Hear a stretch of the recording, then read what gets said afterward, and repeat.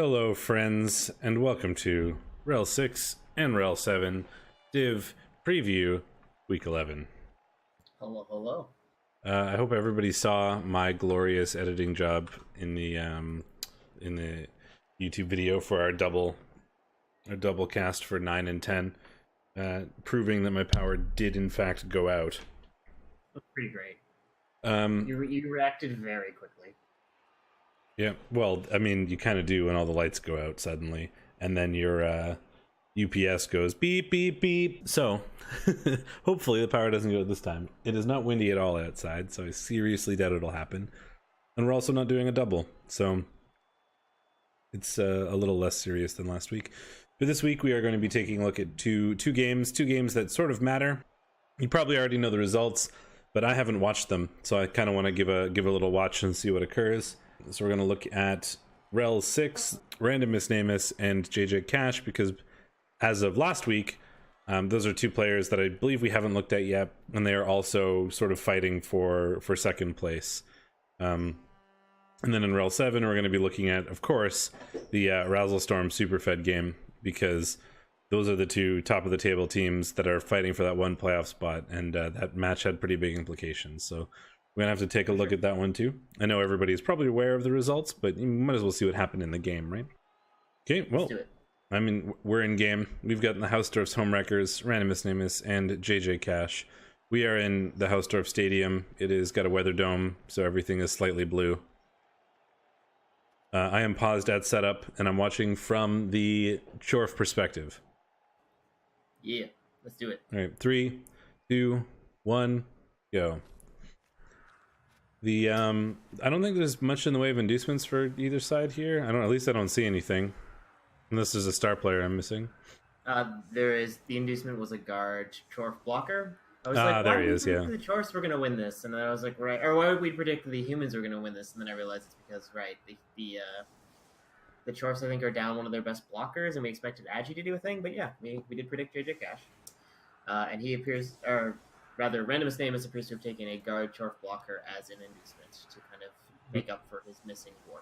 Yeah, he had 2 missing dwarfs, I think, right? So he must have bought one. I think Menger is a brand new Chorf as well, because he was down 2 Chorfs. And that's what, and we said when we were talking about this game is that he was going to have to field 5 hobgoblins and have no bench, which is a pretty big deal. But considering he has 2 hobgoblins on the bench now, I would assume that he purchased a Chorf, and we have induced another one. Oh, pitch invasion to start. And we grab mostly humans with that pitch invasion. Hausdorf Homewreckers did have the fame by +1, so that's not terribly surprising. Still, it wasn't all bad. At least the Clawpalmer is one of the Clawpalmers is out. So yeah.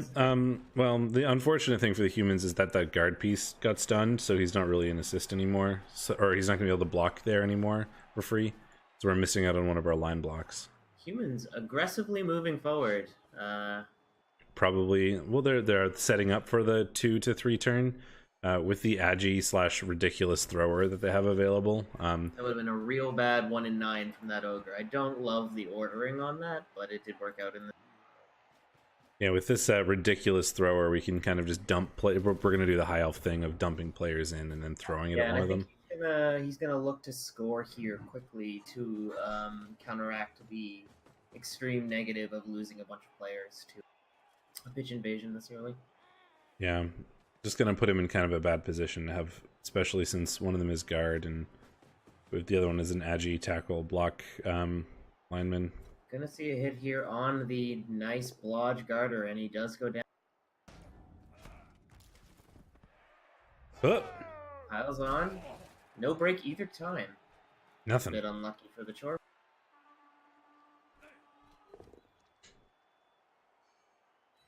Well, we'll try again on the line. No uphilling of the ogre? Come on. The humans do not... do have a scoring threat in this catcher if they can punch a hole through this Chorf, Chorf screen here, but it's going to be a bit...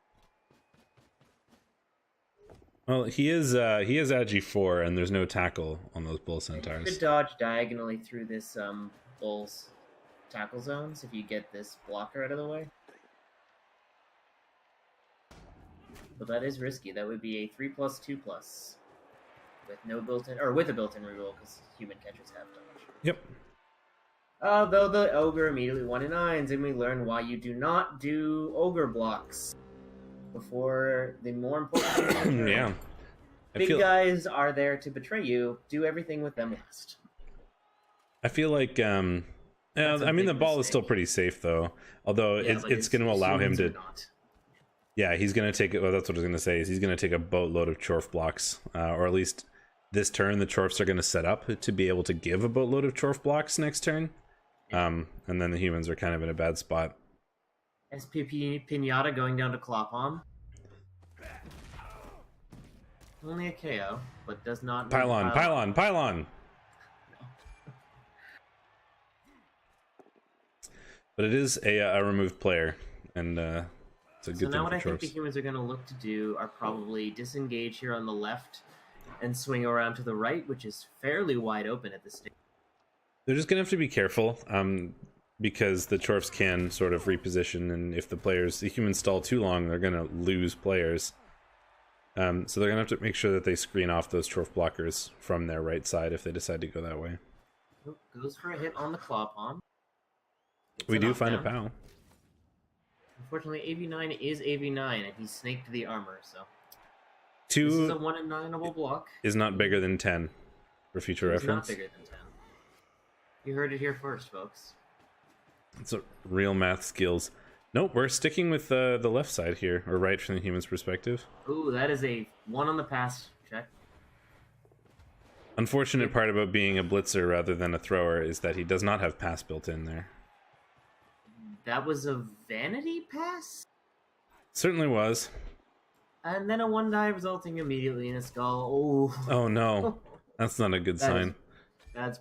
I mean, just about everything has gone possibly wrong. Everything that could go wrong for these humans so far has gone wrong. But I'm pretty sure there's things you could have done to mitigate it, such as not doing ogre things first. Yeah. And we're gonna get another claw palm hit. Oh, yep, but on the yeah, and that guard, if that guard human does not get fouled by that dirty player hobgoblin, I don't know what happens anymore. Piling on is just not doing a thing this game so far.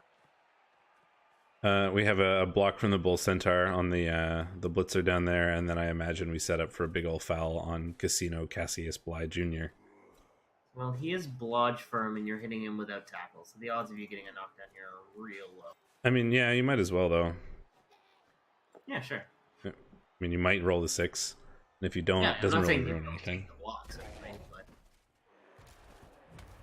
Well, it could make the foul actually difficult, because you'd have to push him onto the ball instead. No foul. Oh, okay. Well. Oh, and rolls a POW. And rolls double POWs, in fact. So it's that sort of a game. Seems that way. Armor 8 really not being a thing right now. No, that's not even Mighty Blow. 11 is bigger than 9, though. So we're going to do a handoff to the Agi 5, and the Agi 5 is going to run to space, maybe? There is like a 1. There's Oh, that was a 1 on a leap.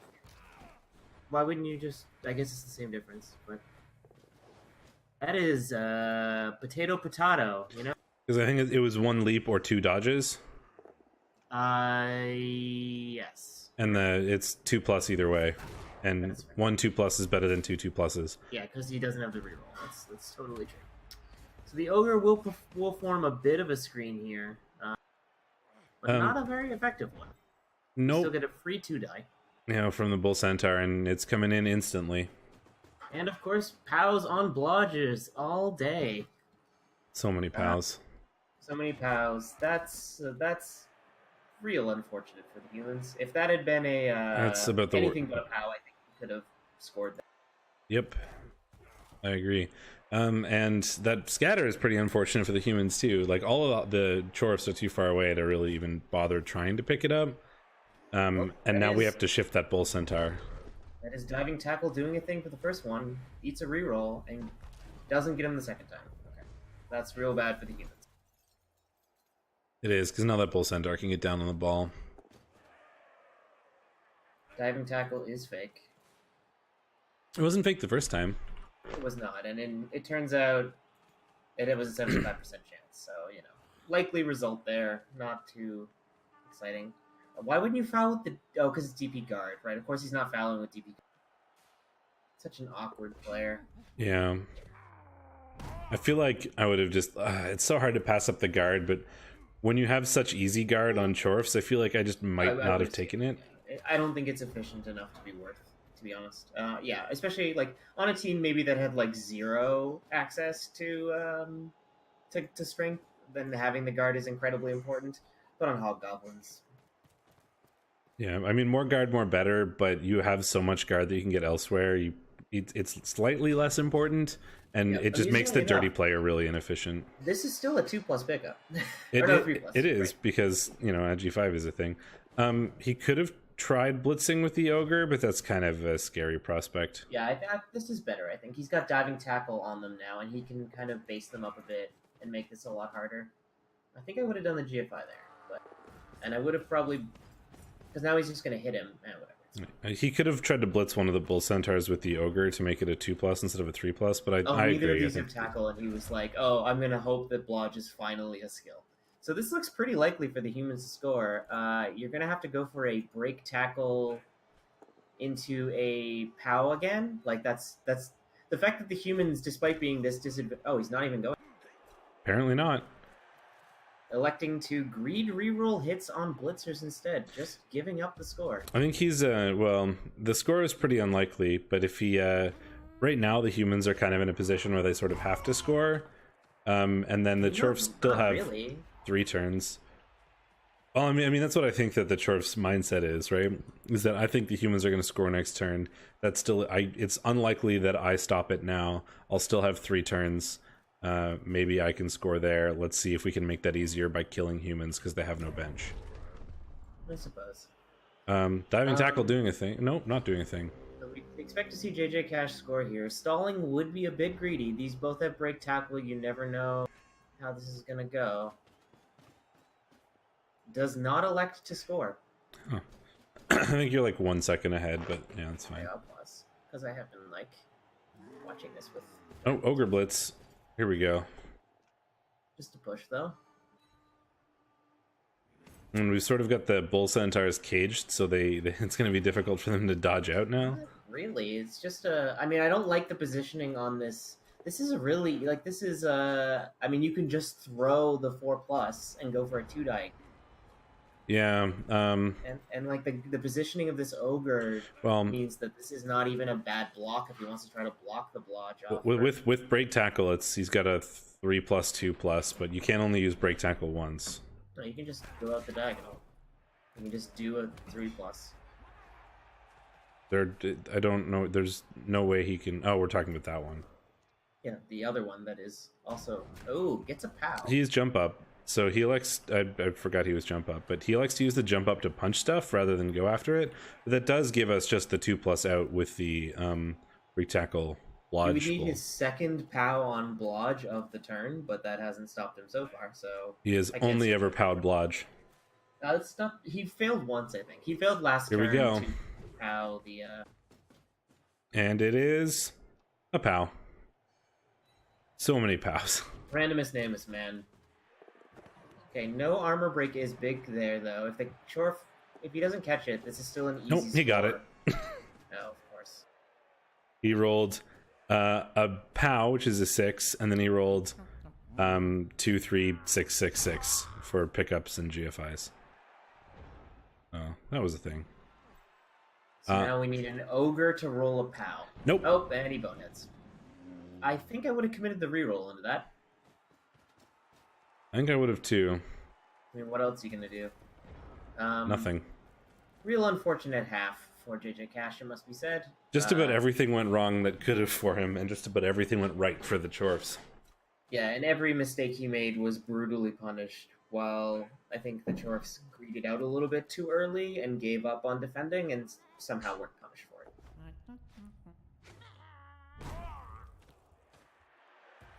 Also, just fouling the bejesus out of things over here and not getting sent off. I mean, okay, so to be fair, the Chorfs have gotten really lucky on their, like, POWs and stuff, but they're utterly incapable of removing humans right now with all of these claw palms and fouls, and you'd kind of expect that to be a little more serious, considering the mighty blow spam. Yeah, that's fair. But, I mean, it's small, oh, never mind, there's an injury. I was gonna say it's a small sort of concession when... Oh, 2 MNGs so far, too. The injury dice have not been very kind to JJ Cash. Yeah, that means no score here for either team. Can the Chorfs make it, even? 1, 2, 3, 4, 5, 6, 7, 8, 9. No, they cannot. I didn't think so. Well, Ogre elects to reroll this time for the greed hit, following up to give away a mighty blow hit. And then falls over. Yeah, I feel like I would have risked the loner reroll on that that blitz. You had to, basically. You didn't. You weren't. You weren't scoring.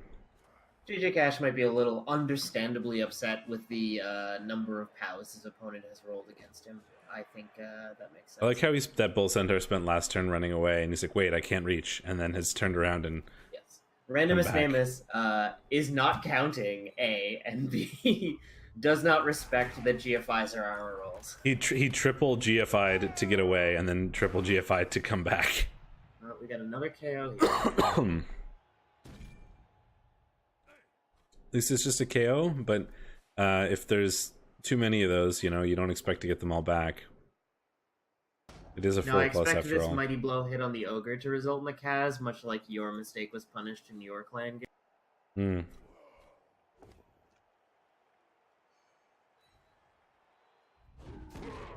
Oh, it was a stun.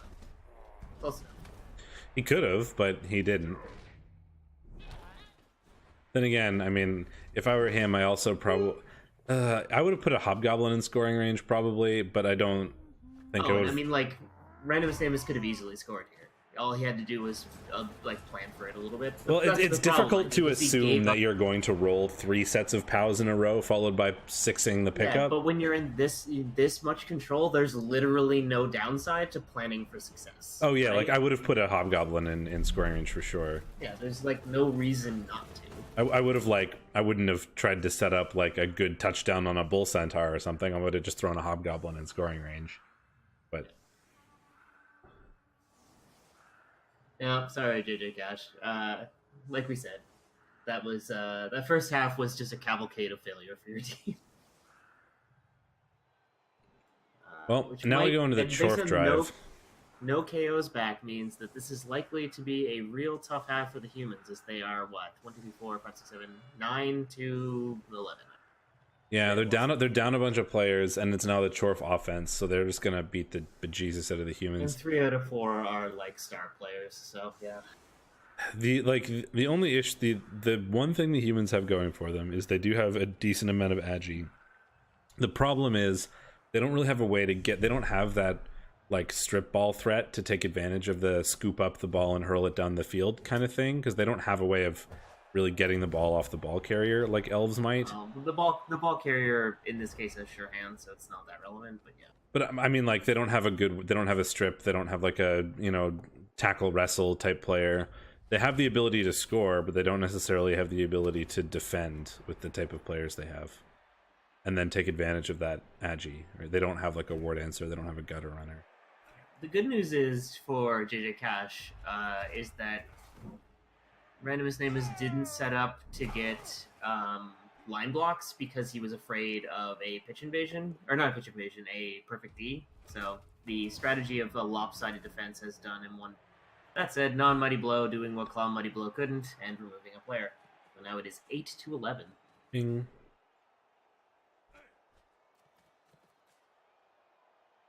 Yeah, my first 4 matches this season were Chorfs, Lizards, and Lizards are fine, and in fact I'm probably favored against Lizards for the most part, but I just don't like playing them, and it turns out if you have to play Lizards directly after playing Chorfs, you tend to be down players, and then it's hard to win the strength matchup. That was... Electing to foul with his guard DP piece now, which I think is a sensible choice. Not rewarded. Not punished either, but, you know, not rewarded. Orcs are the way to go for a while, and then they start to death spiral a little bit too much, I think. Only if you're me. Then again, I don't play orcs very well. Oh, we're going for a spicy hit on the hobgoblin to get onto the ball. We're going all mans. I like it. Might as well go for it. Go home. I don't like it, but that's fine. I feel like he didn't really have any better options.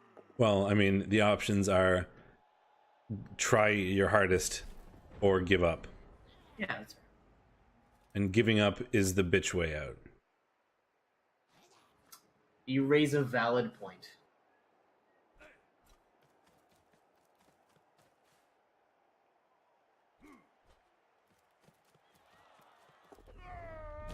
Well, Chorfs have failed a thing, and that's an important thing to be failing. Throwing this GFI when you don't really need to, I think, is a bit ballsy. Hey, look, another POW. Not that it matters. Doesn't matter in this case, but it is a knockdown, of which we have seen many. Here comes the blitz. Gonna blitz the... I mean, we're gonna Claw Mighty Blow Palm the Ogre, which I think is probably worth. Yeah, I mean, it's not like the humans can get the ball off you even with it being based. Ooh, and there goes the Ogre. That's CCL though, David. In an Eternal League, it turns out Nurgle tend to get a bit more development, and once Nurgle have like Claw Mighty Blow, they kind of win against lizards, assuming the claw works, which doesn't always, but... Yeah, I mean, I think lizards are heavily favored for almost all of the relevant TVs for yeah, like once the Nurgle get to like 1800, the lizards are in trouble, but like you don't see 1800 CCL teams very often. I also, yeah, the Chaos Dwarfs here could have definitely positioned so that this guy could not sidestep onto the ball, so he could have gotten his ball free. Not that it really matters, it must be said, but it's technically true. Goes for a 1-die on the Chorf. Man, the most annoying part about this is that we can't even, like, it's not even worth trying to uphill. Like, in a lot of cases, if you're in situations like this where they have more players and they have the ball, like, you might as well try, like, uphilling just to see if you can pop it free, especially when they're, like, low agi type teams. Because it's hard for them to pick it up. But it turns out uphilling blodge is really stupid. Gets the knockdown on the second round.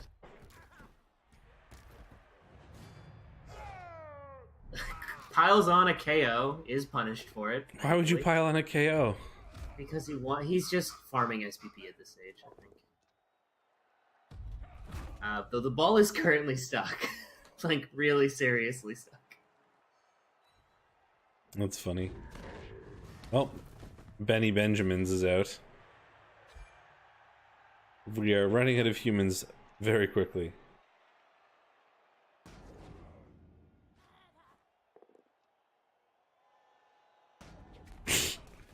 Oh dear. Cheeky pow. Finally, little cheeky pow from the Hobgoblin, but yeah, he's gonna get a boot. And this is like an auto armor break. Not quite, but you know, it's a 4+. Yep, so more than a 50% chance of a removal. That is like the 6th foul without a send-off. Wait, does he have 2? He has 2 dirty player guard pieces? What the fuck? This is a dumb team. This team's dumb. When did that happen? Don't we review these teams? How did we not know that? I mean, I've definitely noticed that, and I've definitely yelled about it. Well, there are, what, 4 humans on the field now? 5? 5. This one is even movement busted. Why are you keeping around this Hobgoblin? Fire it. What?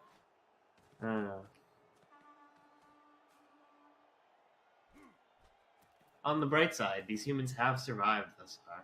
Yeah, there's no perms, right? It's just all KOs and MNGs. I mean, the MNGs are unfortunate for your next game, obviously, but at least they're not dead or, like, agi busted or something.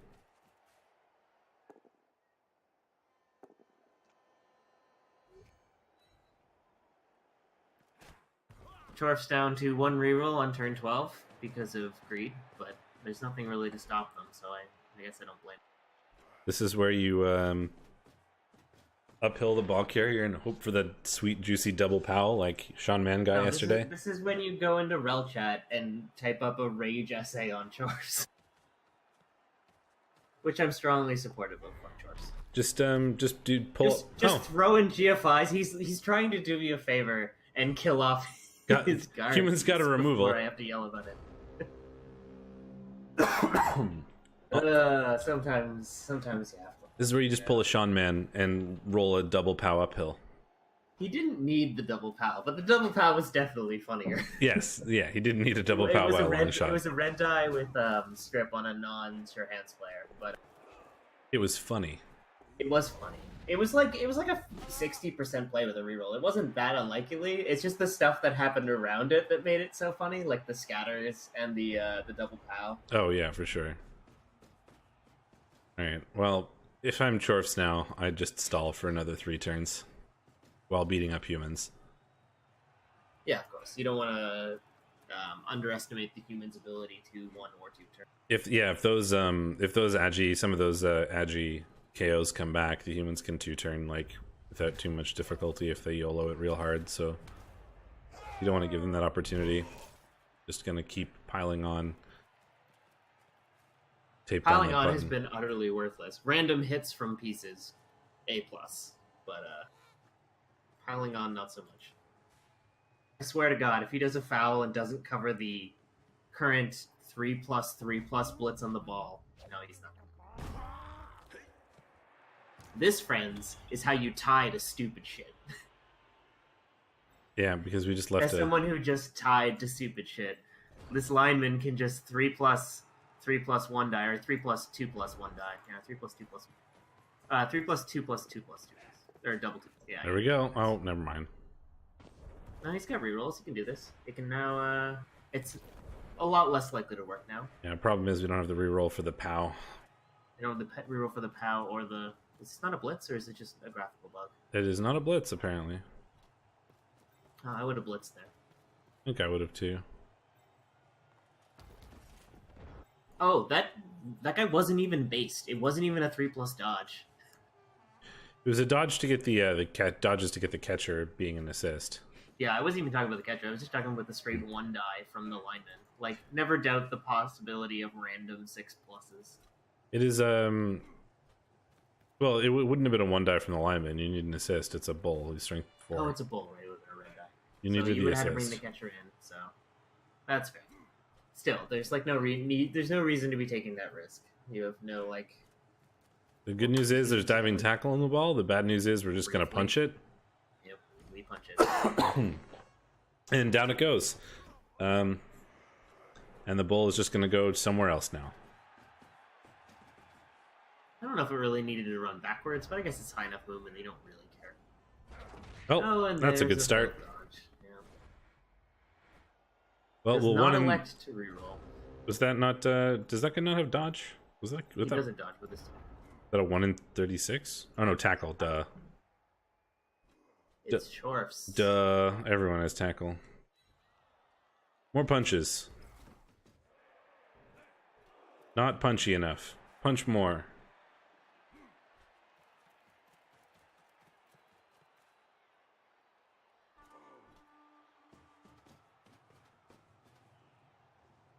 I wonder if I would have handed off here. Well, I probably would have, but I would have done it like several turns ago.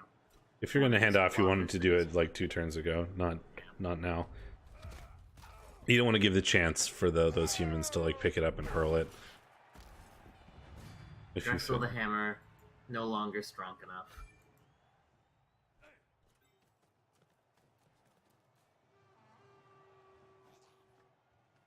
Coming in for some boots.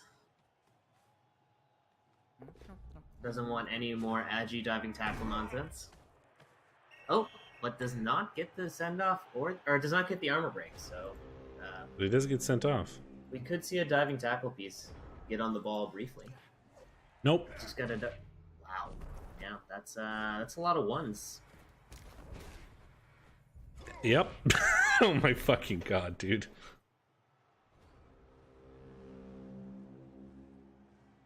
Well, I mean, this game wasn't going to be a win, but still, you would hope that things don't fail miserably for you anytime you try anything.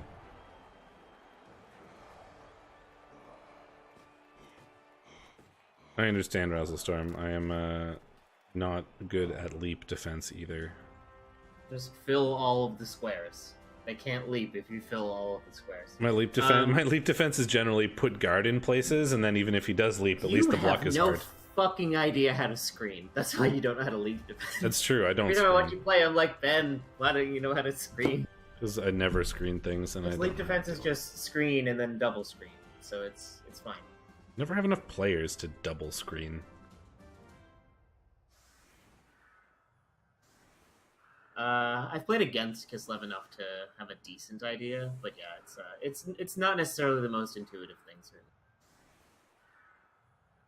The Ashy 5 Leaper is back, but I don't think he can physically get enough pushes.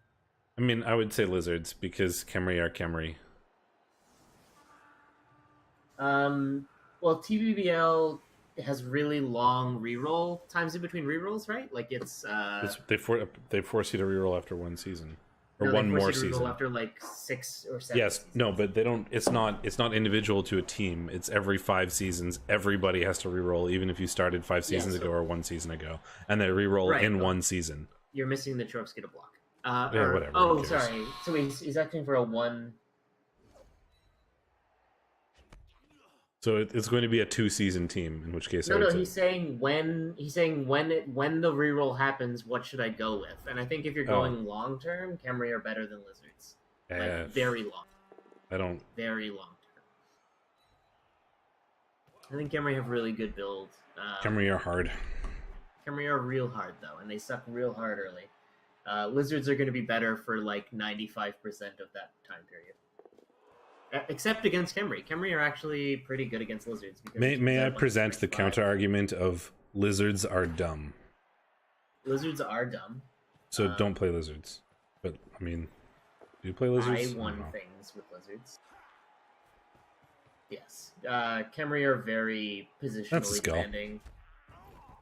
That's a double skull, in JJ fact. Cash, sometimes the game just tells you not to bother even showing up. 27 armor breaks to 2. Yeah, well, that's kind of expected when it's like 45 blocks to 19. Yeah. Yeah, that was a game. I mean, the dice don't look incredibly terrible for 3 cash 3 crew if you just look at the overall number of dice, but that's why you don't look at the overall number of dice. The block dice were, I mean, once again, there just weren't very many of them, so it's hard to get a good indication there. Anyway, let's put up that title screen so that we can jump over to REL 7 without spoiling things, but I'm sure 99.9% of you already know what the result was. I think 99.9% is 100% because we can't split humans like that. I mean, it's unethical. Just because something's unethical doesn't mean we can't do it. You raise a good point. I don't think parts of humans can know things, though. If we want to, I mean, only very specific parts of humans can know things. You know. So I have bad news for you. What's up? That game was played too long ago for us to watch it. You are not wrong. We done fucked up. I mean, Rouse the Storm could just no, because then you have to send it to both. It would just be a pain.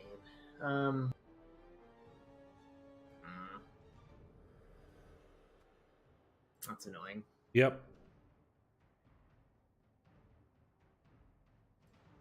Yeah, but this was a week ago, but it was also played like very early in the week, so we may have missed it by like a day.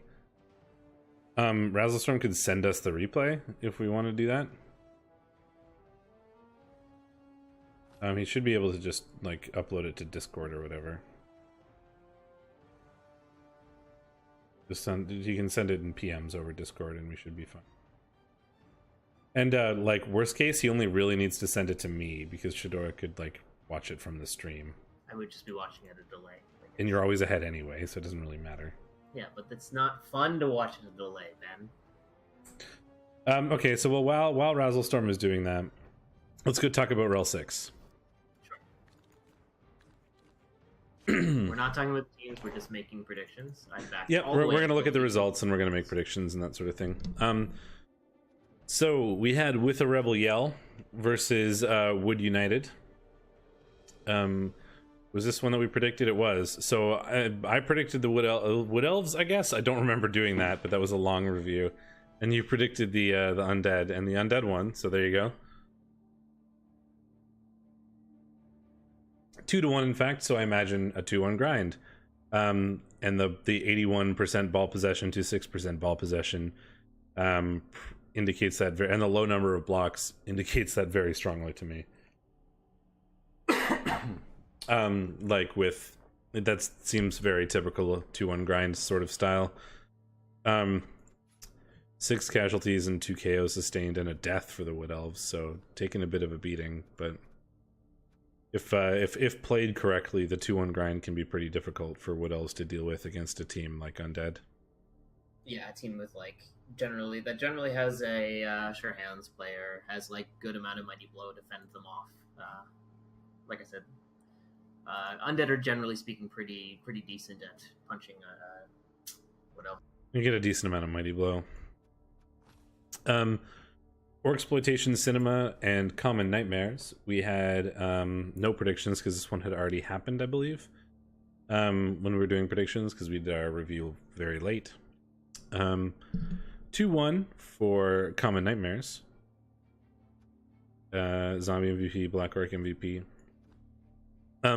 Another what looks like 2-1 grind, which is very funny because orcs are not really known for quick scoring, but it looks like that's what happened here. Although there's also 69 blocks for the Common Nightmares and 39 for the orcs, so I feel like the Necro were sort of in control of this for the most part. 4 casualties and 8 KOs, yeah. I think Werewolves did some work on Armor 9 there.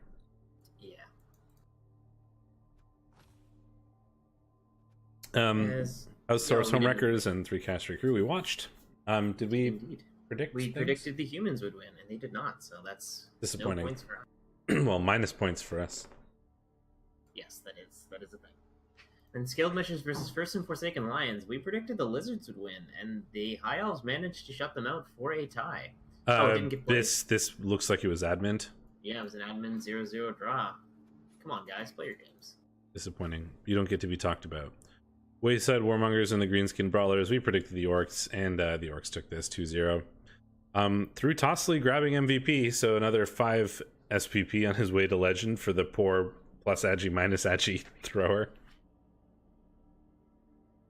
Yeah, he's still a beast. Looks like a pretty decent game. Doesn't look like the Orcs totally pitch cleared anyone. Nope, 3 casualties, 2 KOs. Even removal sustained, basically. Only 1 extra, 1 for the humans. Humans' armor held up remarkably well, which definitely helps. Looks like they weren't able to elf incredibly well, necessarily. No, I think this was just mostly the Orcs mostly having a good sort of control. Yeah.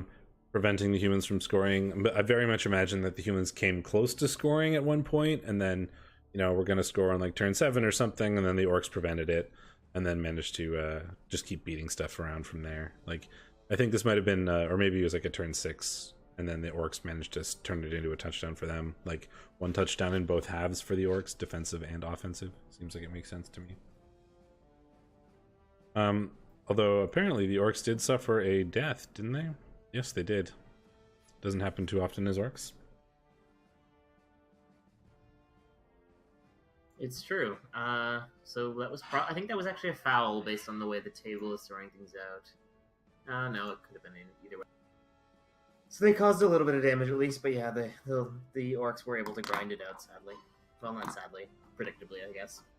Then we have the Snake Kitties and Boss Hog Outlaws. We didn't predict anything for these because they already happened. But we have a Chorf and Lizards, and Chorfs took it 2-1. Similar number of blocks on both sides, similar amount of ball possession. Looks like a fairly close game, but so the Chorfs maybe just 2-1 grinding that over the Lizards. Extra chance to get a touchdown in a very tied type game. I'm gonna check this replay while you talk so that we can have it running on stream before we fuck it up. Sure.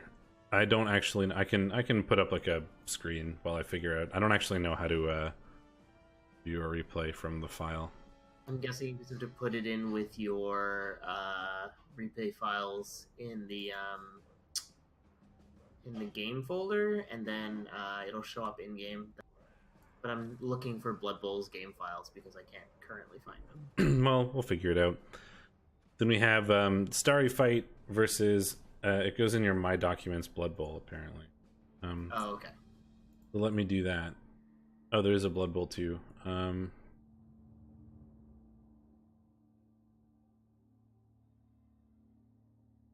Any particular file in there? Campaign, a crash report. Oh, probably profiles. Replays. Yeah. My most recent one in there is from 3 days ago, which I think is when I played my last, so that makes sense. Yep. I'll probably have to restart the client for that to work, but we'll see. I would imagine so. Anyway, Starry Fight and another Bloody Bell. So Rumblebee getting Skavened 3-0. Good amount of armor breaks for Starry Fight. 2 deaths, 3 casualties, and 12 KOs on behalf of the Skaven, but the Skaven's still winning 3-0.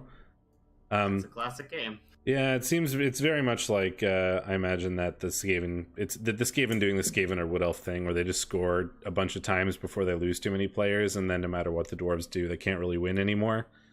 Yeah, even there if was a lightning bolt as well, which probably didn't help. No, stopping the dwarf score, and if you're down 2-0 as dwarves by half 2, like the game is over. You're not going to win. You can't physically score that quickly. Yeah, and if you can score, you can't turn over the rats realistically. So Nope. So that's is going to be not unsurprising, but a little funny, considering the Skaven win 3-0 and looks like they get pitch cleared while still winning 3-0 is kind of funny. But yeah, another Bloody Bell is going to take that over at Rumblebee. So I don't think any games have been played for this week. So when we look at the leaderboards, they're not going to be off anywhere. So looking at the leaderboards for REL 6, this is what we've got. So we've got Professor Chaos. He's got the div locked up. I mean, there are 3 matches left. Technically, he could get knocked out if he loses every one of those games. And like Scaled Measures wins every one of their games, and like Common Nightmares win every one of their games. But I mean, it's pretty likely that he's going to end up in one of the top 2 spots. Hariku and the Common Nightmares are currently in second, but they're only in second by 1 point over Scaled Measures and Hausdorfs Homewreckers. That's why we watched that game, because these Hausdorfs Homewreckers and 3 Cash 3 Crew were similar in record before that, and the winner has a chance at challenging for second, so that's why we wanted to watch that. So because of that, not Niloc missing that game is really impactful in terms of like the overall for second. If he had won that, he could have been in second, much more securely in second. Yeah, he would have been in. If he had won that, he would have been in second by 1 point? Yeah, 1 point. Right now he's behind second by 1 point because of that draw. You broke my camera. Did I? Oh, yeah, because I was looking at the replay thing, and it's a window capture for Discord. Oops.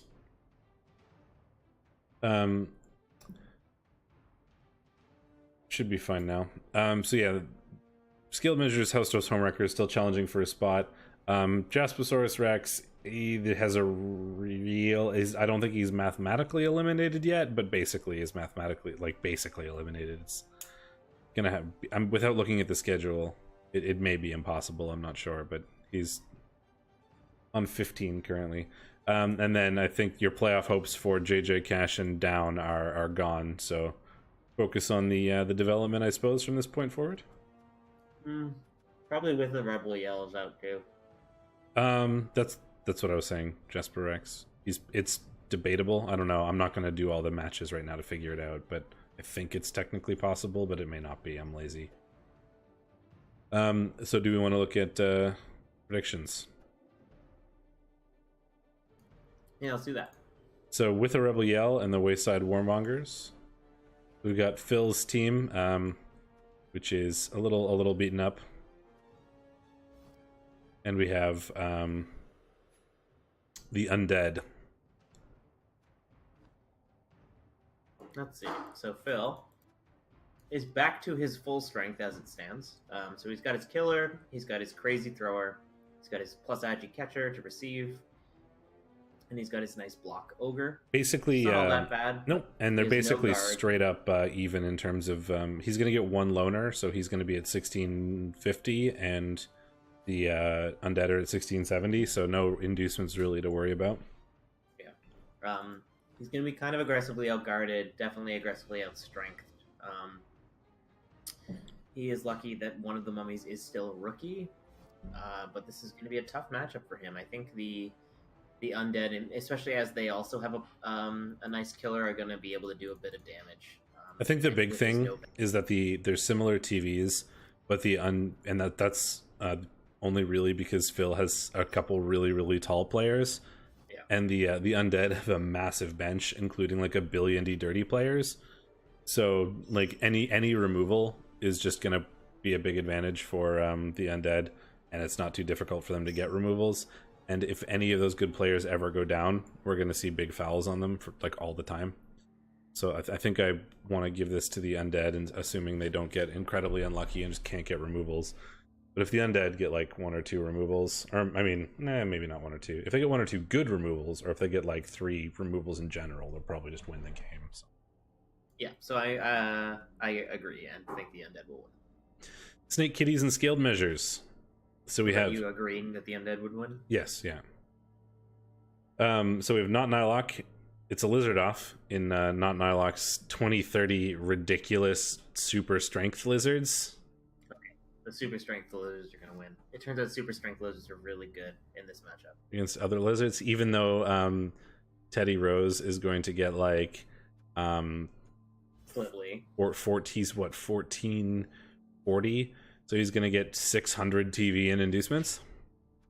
Yes. So like he can do some interesting things. Like he can get a wizard, which is going to be great.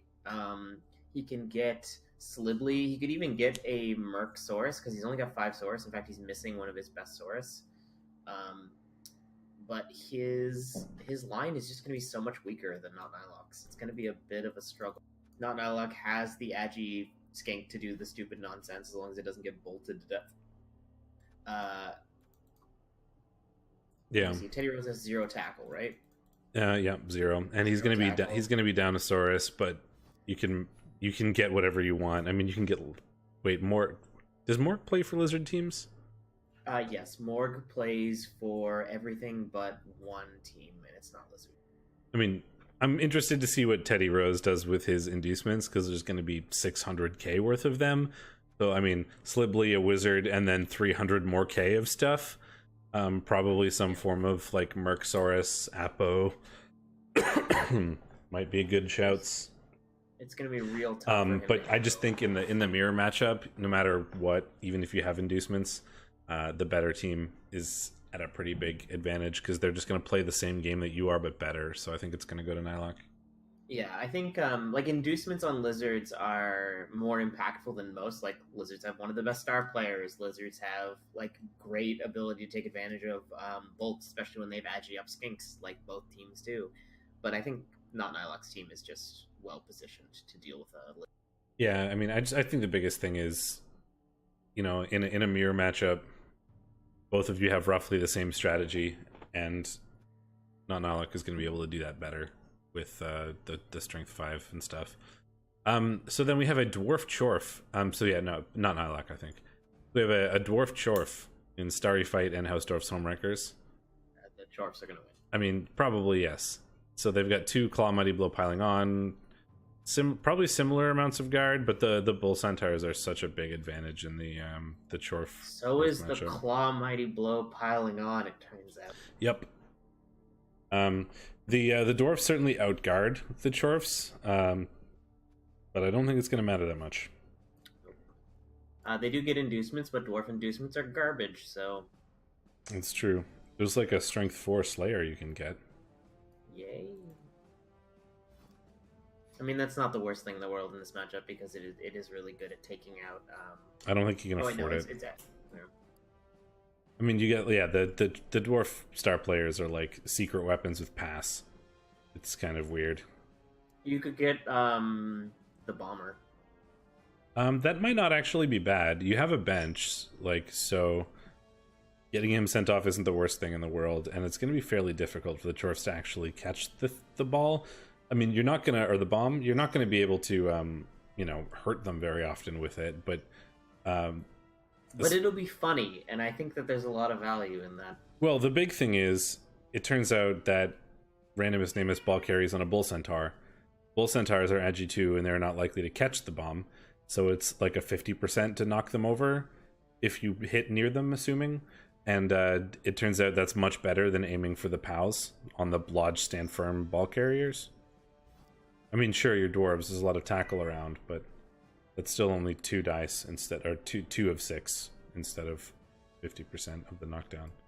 Yeah. It might not be bad, but I think the Chorfs probably, I think the Claw Mighty Blow is going to be a bit too oppressive. Yep. And then we have another Bloody Bell in Orcsploitation Cinema. We were talking about how orcs are pretty good against rats, so this will be interesting to see. Depends on how much tackle he has. 3. Okay, orcs. He has 5 tackle.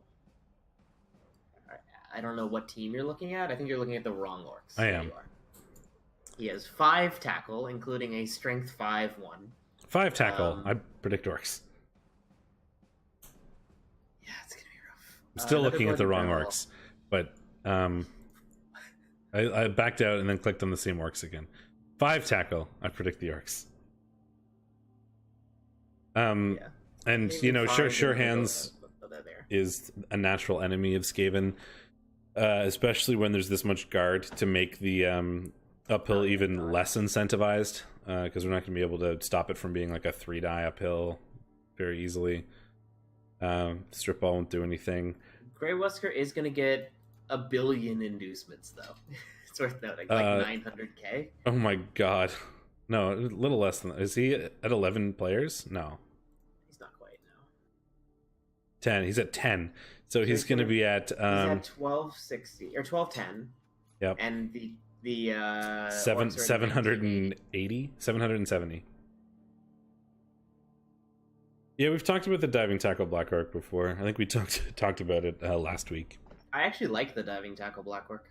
I think blodge on them is fine, especially on ones that already have guard and stuff like that. But I think a strength 4 diving tackle stand firm piece is a huge problem for a lot of agi teams. We had a big discussion about that last week, so if you want to check out what our thoughts are, feel free to view the YouTube when we talk about Orcsploitation Cinema last week. I think there's only so much inducements can do. I mean, sure, you get 700k, but so that's going to be the strength 4 claw Blart piece. That's going to be the extra gutter runner. Skitter stab. Maybe both. There are actually 2 gutter runners you can get. There's a Skitter one? stab, and there's the really good one. I didn't think there are 2. Why am I not remembering what the other one is? Pretty sure there are 2. Let me look. There's Fezglitch, who is the ball and chain. Yeah, no. There's Glart. There is Hackflem Shuttle Spike. Yeah, Hackflem. Yeah, he's the dodge extra arms prehensile tail 2 heads one, so he's basically agi 5. Yes, he's strength 3, so he's really good at he's good at everything basically. Kind of like mixed results. There's also a Head Splitter, which is one of the Rat Ogres. He's a strength 6 Rat Ogre without really stupid or wild animal or whatever. Okay, so he's big rat. That is the one that is like called big rat everywhere else, right? I don't know. I don't know where the big rat meme comes from. I think it's just the induced rat ogre rather than like the star player rat ogre, because the star player one is Head Splitter.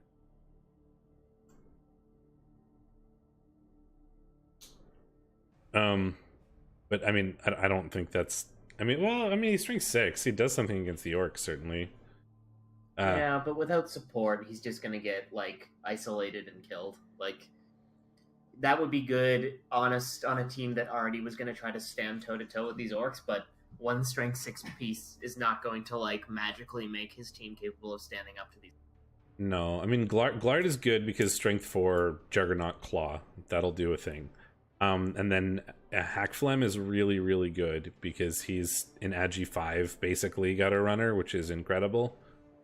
Being 2 heads and extra arms. I mean, it's 2 skills instead of Agi 5, but yeah, it's the same thing. So yeah, there's a lot of cool options, but I still think that like despite all of there's only so far inducements can take you, and I feel like this much tackle is just gonna crunch through Skaven. Like, I mean, he could go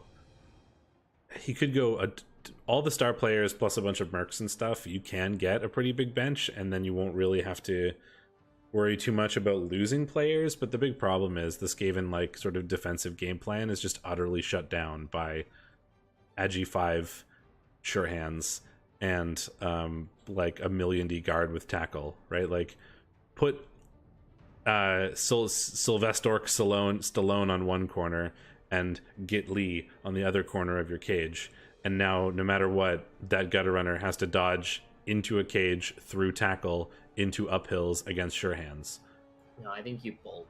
You bolt the cage and try to recover that way. Yeah, you can do that once though. So yeah, you try to score twice off of that, and then somehow stop them from counter scoring twice, like with magic probably, and maybe Glark can cause a bit of damage. But I think 99 times out of 100, no, it's not that bad. But it's like most of the time the orcs are going to win this, and we've talked about this match for like way too long. Orcs, I pick orcs. Boss Hog Outlaws and Wood United. So we've got Chorfs, although these are Vulpez's like no murder Chorfs. Fair Chorfs. Just although one of them is strength 4 mighty blow now. That's getting there. He is missing a bull centaur, and it's the bull centaur with tackle, which is actually kind of important against Wood Elves. Yeah, for sure. The mobile tackle is very important.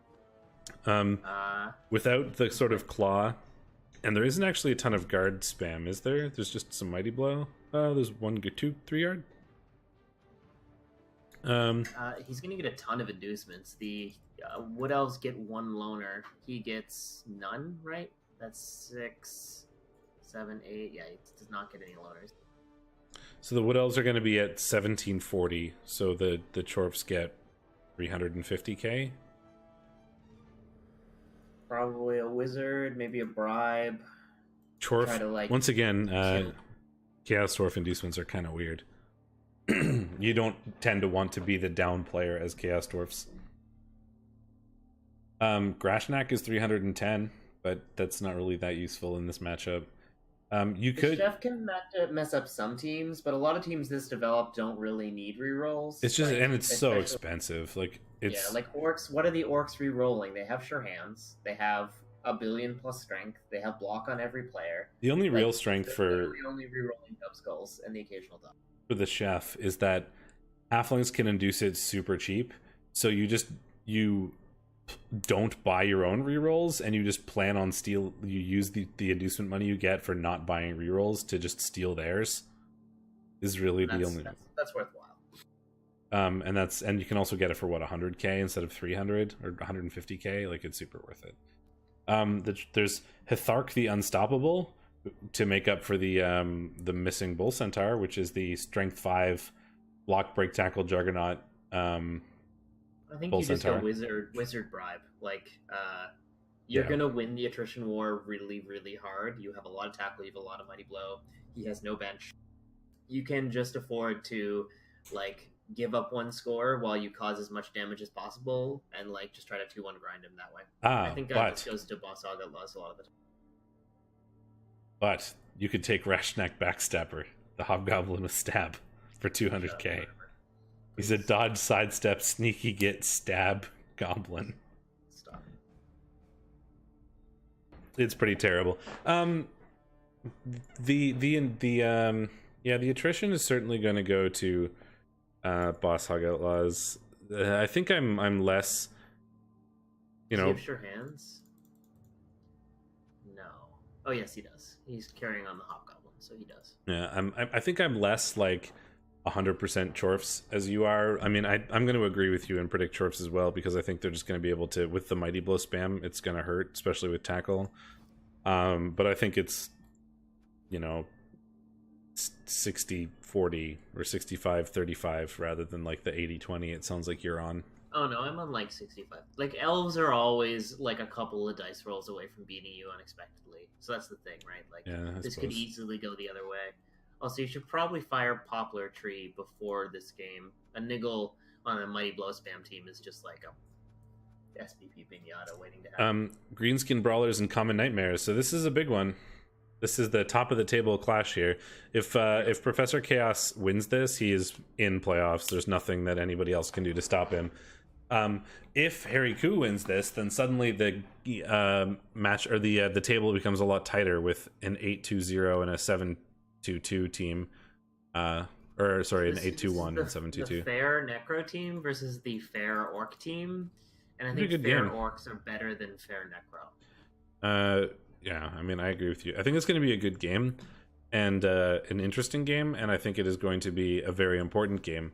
But I'm pretty much in agreement that I think that this is probably an Orc advantaged game. You know, the Necro are going to sort of outspeed the Orcs, but as long as the Orcs are careful about making sure the Necro can't like do weird ghoul handoff to werewolf run to space plays, they're just going to out attrition the Necro all day with their more strength and their more guard and their more armor. The werewolves are going to be stun machines, but with how much guard there is and strength, they're going to frenzy trap themselves all the time. I think the Orcs probably take that.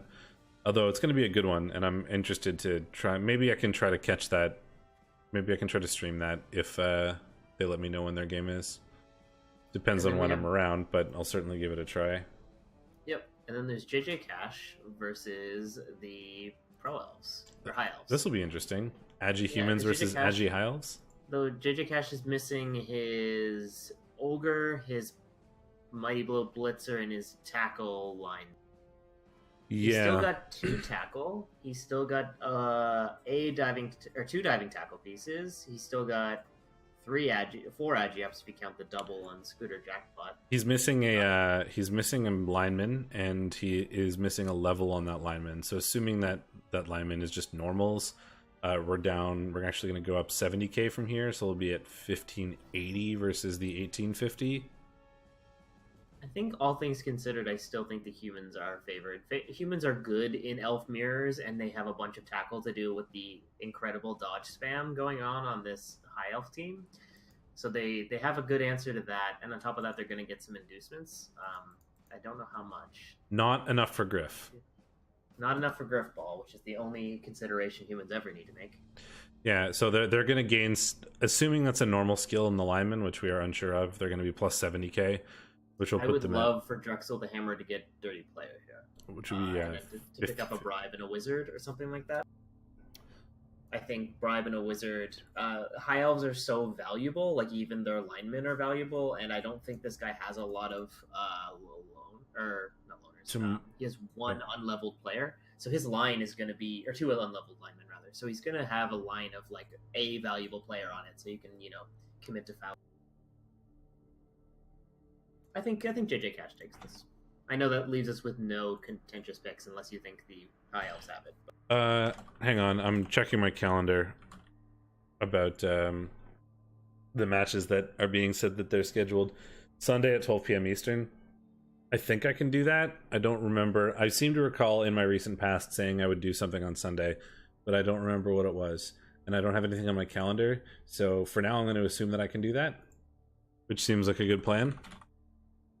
So I will do my best to stream that one. 5:30 CST tomorrow is. I'm busy tomorrow because I've got my own game. I'm playing 7:30. Nexus, in which I can, if I beat him, I think I kick him out of playoffs.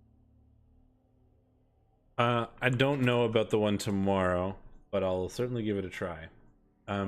Anyway, I can probably do Sunday. I'll be hungover, but I should be okay. We'll see. The big thing is the elves have a crazy good throwing game, but so do the humans, though. Yeah, and the humans have sure hands. Yeah, they've got the thrower. The humans have a decent amount of agi as well. They've got some. How much tackle do the high elves have? Still 0? No, they have it's 1. That does help because the humans do have a fair amount of dodge. I don't know, man. Let's have a contentious one. I'll pick the high elves. I don't know. I think I give it like maybe 60-40 humans, but I'd rather have a contentious one, and I'll bet on the 40%. Why not? I think the mighty blow and the tackle on the humans are going to do a thing, but they are going to have to be really careful about the high elf inducement or the high elf throwing game.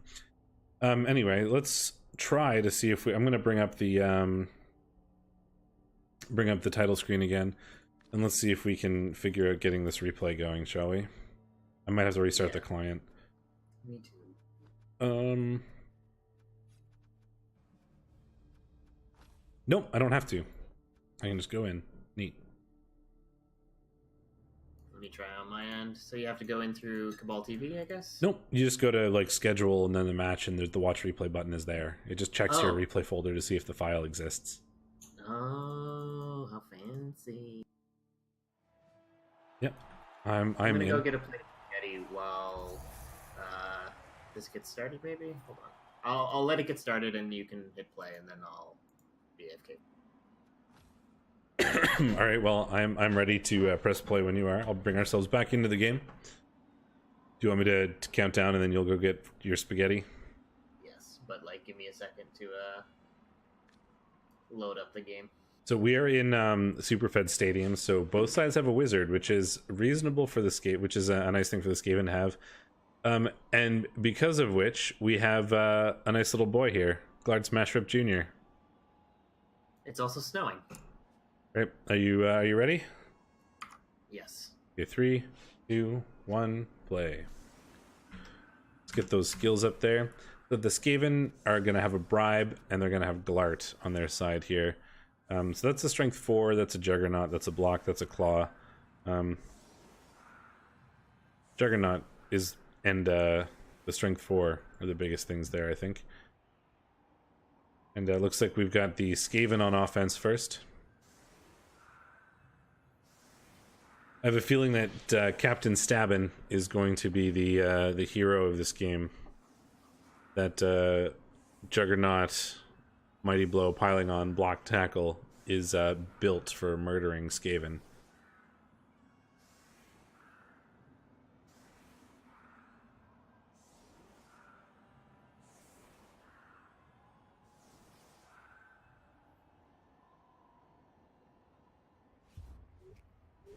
Very short kick by Superfed. Looks like he's going to try to take advantage of that.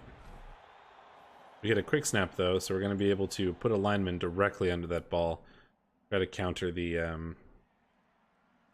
Kislev charge at the short kick play.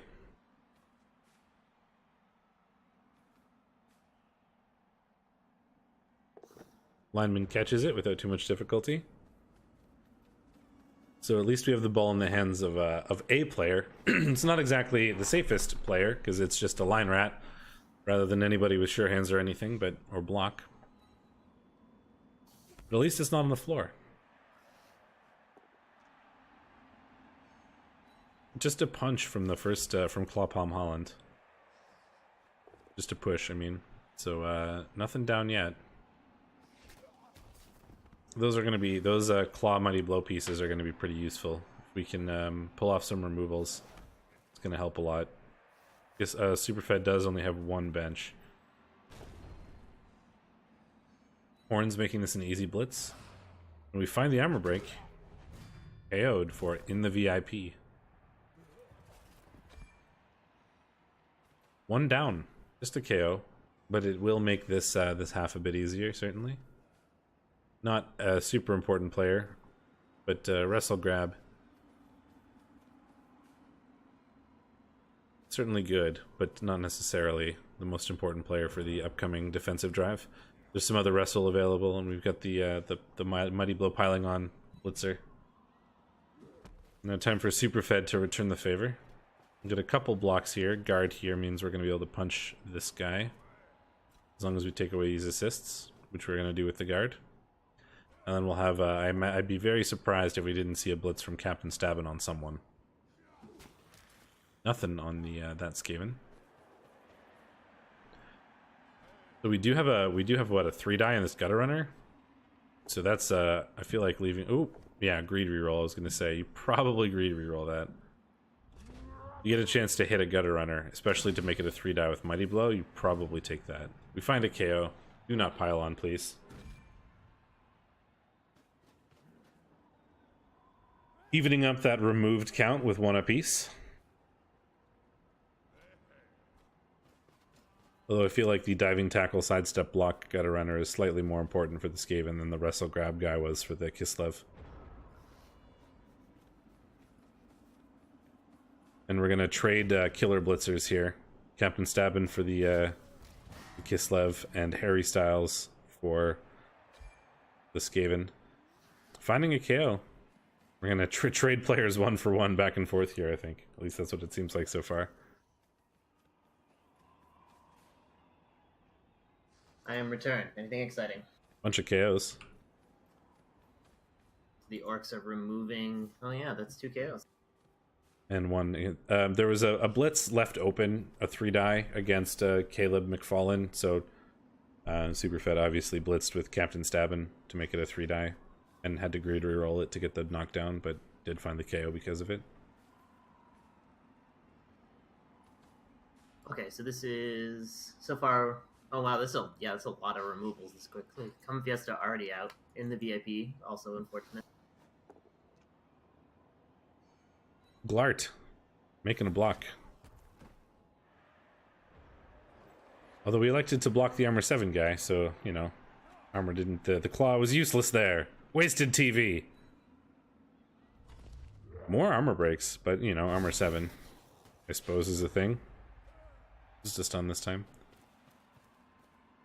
And it looks like we're going to have another 3-die open on this gutter runner if he likes to go for it. It's going to be a couple assists that you're going to have to move in, but I feel like that's something you consider. You could always just go for the 2-die with Captain Stabbin as well. Unless we want to go for the ball here. We do have a sort of leap blitz on the ball if we would like. Nope, we're going to go after the killer. I think that makes sense. We can hit both killers this turn with Mighty Blow, so... Probably worth. Oh, gets an armor break on Glart. That's pretty important. Well, you're a little bit behind, but that's fine. Has to greed reroll for the hit on the Storm Vermin and is not rewarded. Nope. We don't. You might have considered putting Captain Stabbin down 1 from where you left him, so that he was going to be on that gutter runner for diving tackle, but it'll probably be okay. Oh, that's a failed catch. I'm ahead of you. I don't know how. That is a re-rolled failed catch. So the ball's on the floor now, which is a bit of a problem. With leaps here, we can surf the Agi gutter runner, but it's going to be a couple leaps. We'll see if he goes for it. This is a bit greedy going for this first action, but 2+.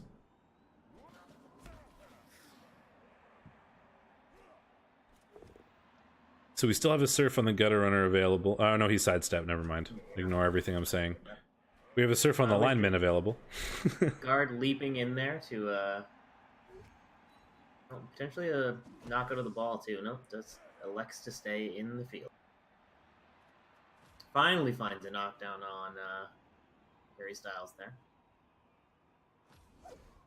Goes in for a tackle hit on the Storm Vermin, or not the Storm Vermin, the Gutter Runner, I should say, with his sidestep. Elects to sidestep off of the ball. We do now have, we were threatening some, you know, surf abilities now, and we have a bunch of Kislev on the ball, including 2 diving tackle, so it's going to be, even with, you know, these gutter runners being at G5, it's going to be difficult to try and recover this. That's a failed leap, but we're going to reroll it. You're burning through a lot of rerolls here. Yeah, down to 1, but we have the ball in hand now. And that catcher is scoring range, I believe. Yep. The Skaven are going to want to try and either prevent that touchdown, or we're going to try to want to sack the ball here. That is not good enough.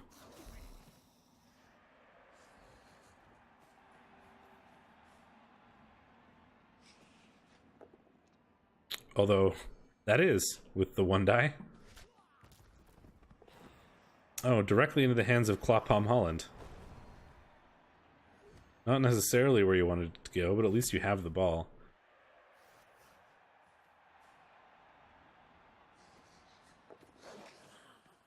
You can clear this up. That's a weird... I forgot that Gutter Runner had leap, and that's kind of a weird animation. He does a giant somersault. Yep.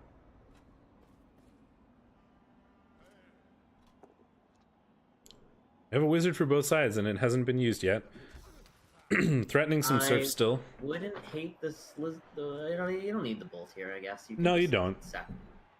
I'm just pointing out that the wizards exist still. I don't think I would use it here, but... Alright, Captain Stabbin.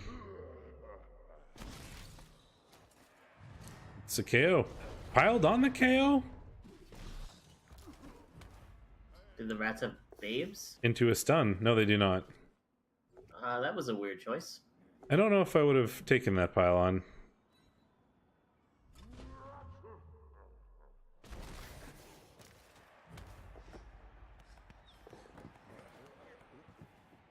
Superfed officially out of rerolls, using 1 reroll per turn for the first 4 turns.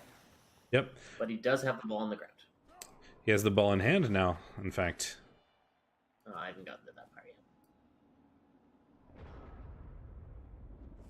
Oh, so there's the lightning bolt. stuns the catcher.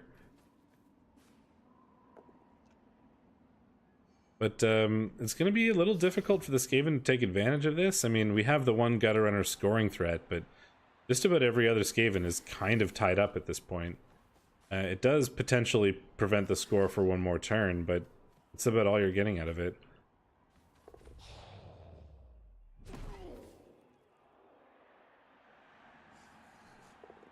That was a little aggressive. The foul before trying to pick up the ball, I don't know.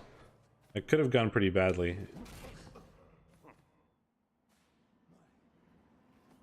Well, the Gutter Runner does have it, and at this point, we aim for the touchdown. Turns out Gutter Runners can pass pretty well with Agi 4. Oh yeah, there's a bribe. There's a bribe that exists, so less scary, but certainly still not impossible.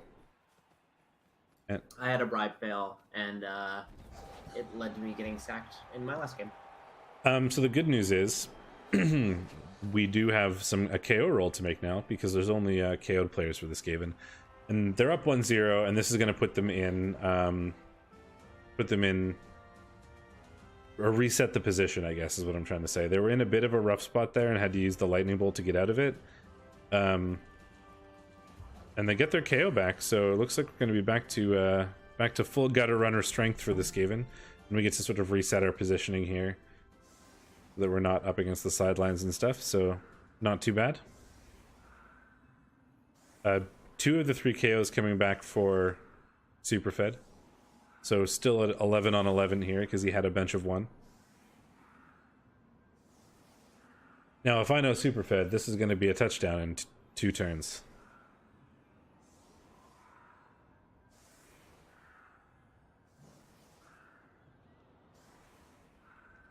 Now, would that touchdown have been possible if we didn't pile on that KO into a stun? I don't remember who got stunned there instead of KO'd, but I wonder if that was specifically a punish. I don't remember who it was. Oh, who got stunned instead of KO'd? It was a Twick. I don't think he was part of the touchdown. I do not see him. He's off to the left. He's the sidestep tackle block. He's the one he hopes will die, yes.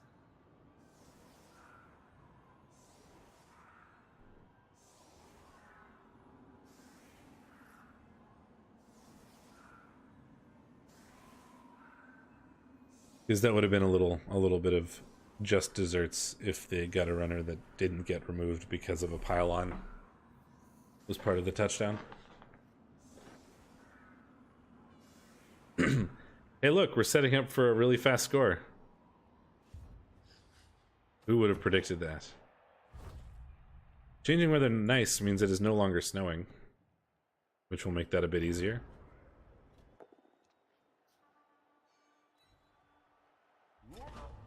Mighty Blow number 1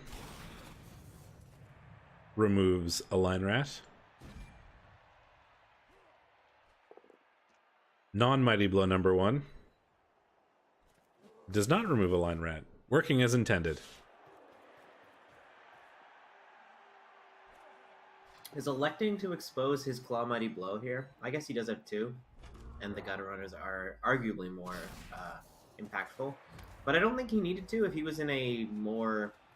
He could have defended this a little bit better so that he wasn't exposing so many key players, but I think this was a conscious decision so he had a wider spread on the field and could prevent the 2-turn a bit better. Yeah, I think, and if you're doing that, you have to expose most of your players, and I think protecting the 2 really important Gutter Runners are probably the better choice. At least the guys out front have block. To a Mighty Blow hit. But the piling on doing nothing, as is the theme of today.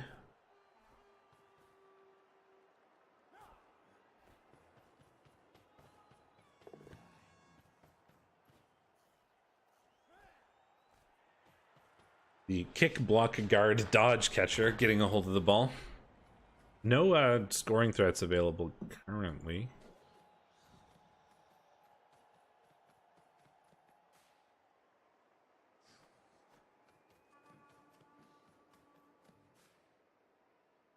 We should be able to get 2 Claw Mighty Blow hits this turn for the Skaven, and 1 Claw non-Mighty Blow hit if we want to blitz with Glart. First one does nothing. We're going to blitz with the Gutter Runner on Come Fiesta,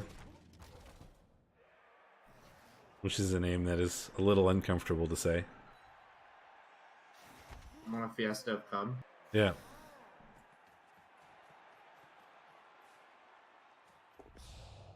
It's not very sex positive of you, Ben. That's true.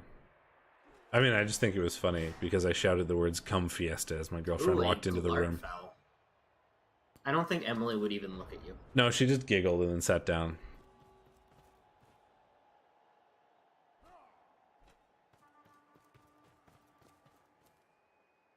Glart foul paying off, getting a removal on Captain Stabbin. That's a big removal too. Yep. He's super important. The good news is it's just a KO. Or the good news for Superfed is that it's just a KO, and we're gonna probably get 2 KO rolls still if he scores soon. Yeah, and a blitz here is likely to target another squishy player for the Rats, so he does have that going for him. More blocks. Or more both downs, not resulting in knockovers, and not being able to reroll anything because 3 rerolls gone in 3 turns. Yeah, he had a rough first couple of turns in terms of needing rerolls. Some of it was greed. Some of it was absolutely greed. But I like how Toad of Toad Hall is surrounded by Team Squirt and Money Talks. One of these things is not like the other. Yep. But Captain Stabbin going down is really big for the Skaven. Jump up there, doing some things. He is the biggest threat to the Skaven lives, really, and him being out for a couple turns is a godsend. Glart, Claw, nothing.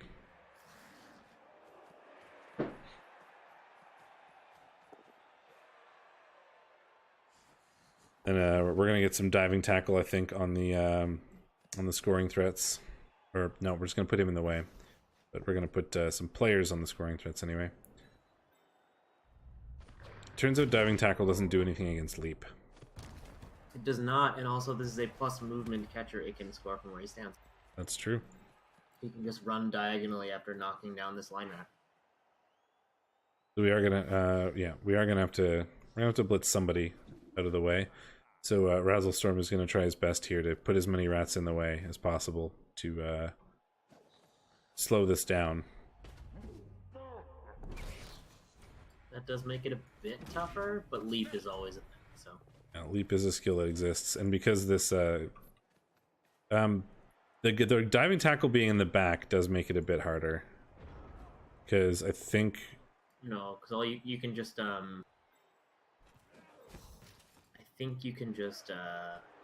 because you can block with Milf Hunter, and that helps a little bit. So all you have to do is block this wrestle piece down. Yep. And then.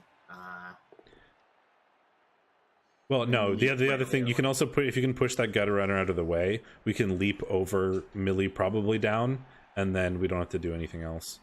Oh, that's true. You can, as long as you push that gutter runner out of the way. I think it's only a 2+ dodge. Yeah, it'll be a 2+ dodge. If we didn't push that gutter runner out of the way, it would have been a 3+ dodge. It was a 2+ leap without a reroll, so We're gonna hand off first though to the Agi I guy. don't know if you need to reroll it. Well, they have catch, so this is a 2+ reroll. Oh well, we failed the leap though. I think he could have made this easier on himself.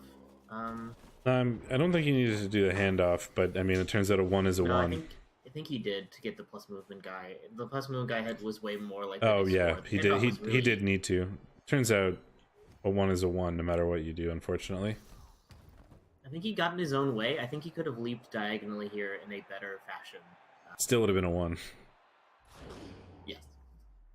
I don't know. Anyway, not worth mulling over forever, but definitely feeling the pain of those greed rerolls early. But I know he wanted to cause some damage.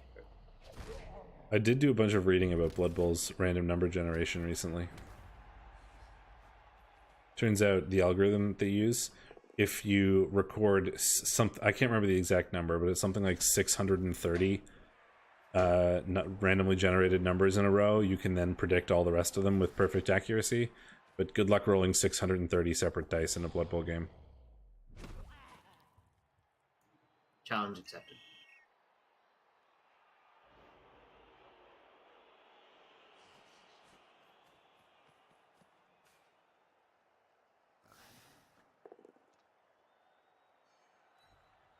So by RNG standards, it's not very random. No, by RNG standards, it's good enough. But by RNG standards, it's fine. It takes a really fucking long time to repeat any numbers. It's a known algorithm, and it's generated off Mersenne primes, and we know which Mersenne prime it's generated from. So essentially, once we have enough data to figure out what part of the sequence we're in, we can then figure out where it goes from there. But any pseudo random number generator is like that, and this one is pretty good in that it's fast, and and 630 random numbers before it's sort of predictable is good for the vast majority of cases, unless you really need like a boatload of numbers. So like 90% of games that use sort of random number generation use it's a Mersenne twister. And I assume the starting location in the sequence is randomized every match, so like sequential matches. Like, yeah, that won't matter. Yeah, it's changed every time you start a thing. Yeah, and it's also done server side, so you can't like sort of intercept anything. Yep, lots of KOs coming back for both sides. I'm gonna grab some water and maybe a beer. Yeah, there's a game to talk about, I suppose. I mean, talking about math is more fun though. It is. Anybody want to hear anything more about Mersenne primes? They're kind of fun. It turns out primes follow a very specific pattern sometimes. Well, Mersenne primes do. Basically, Mersenne primes are all primes of the form 2 to the power of something minus 1. Not all 2 to the power of something minus 1 numbers are primes, but it turns out you can often find prime numbers by doing 2 to the power of something minus 1. And there's sort of math competitions out there to find the largest Mersenne primes. In fact, the largest currently known prime is a Mersenne prime. It's a very easy way of finding out very large primes. It's just sort of pick an enormous number, see if it's a prime number, because a lot of the times 2 to the power of something minus 1 is a prime. They're a cool mathematical thing, and they're often used in stuff that requires prime numbers, because it's pretty easy to just pick a big one. Mighty Blow finding a KO on Leaf Gore. I'll talk about the game now. That's what people are here for, I suppose, right? So Superfed still has a wizard available. Yep, and he is filling that KO box back up, I see. Yep. The good news for the Skaven is that Captain Stabin is still out, so we don't have that like almighty Skaven killer on the field. And another failure. Beginning the 1 reroll per turn strategy once again by rerolling on turn 1.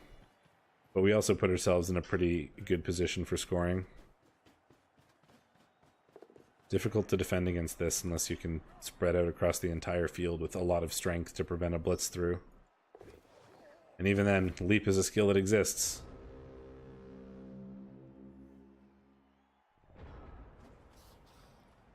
Oh, that is a sidestep piece. Well, Glart is going to be able to block the sidestep catcher. He only has 2 places he can go to. But it doesn't really help. It doesn't really accomplish anything. No, I don't think this is a good way to get on the ball here. No, well, that's you wouldn't do it to get on the ball because it doesn't accomplish anything. And because of the position of those 2 guard players, even like trying to leap in is not going to accomplish anything here either. Glart is getting a removal though. You're still ahead of me. That's fine. Is it on Toad of Toad Hall? Yeah, it is. That's a pretty big play to be removed. Or no, it's on We Live Together. No, that's less impactful. But we're blitzing Toad of Toad Hall, and we do not find a knockdown. And we're not really in the way here. No, I think the Skaven are just trying to force the score. Yeah, because the Skaven are going to be able to try to make it 2-1 without too much difficulty here.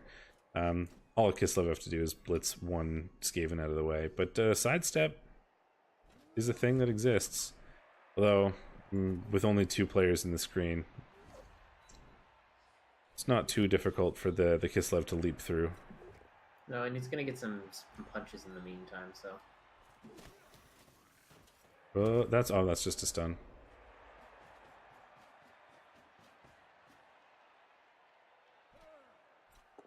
Could elect to stall another turn here, potentially. No, not with all these failed blocks. No, I think you have to score. Otherwise, you risk getting stripped. Although, there is a strip... Yeah, without the strip ball gutter runner on the floor, I think you can't really afford to just stall this. Yeah, no sure hands. I know. So we are going to grab the touchdown here. With the 2+ leap. Team Squirt picking up a touchdown. Doing his little...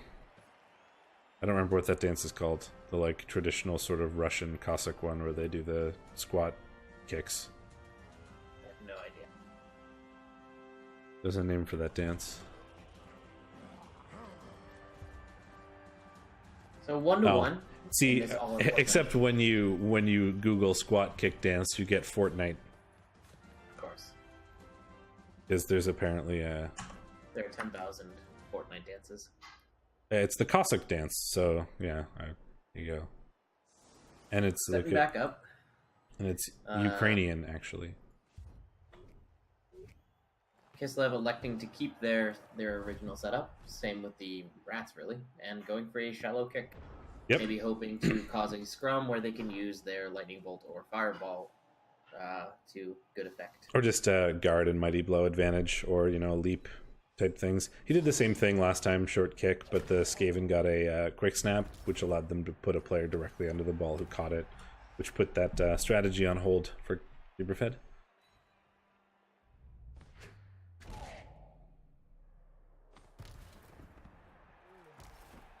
Couple stuns so far, but unfortunately, the one that has Claw Mighty Blow does nothing.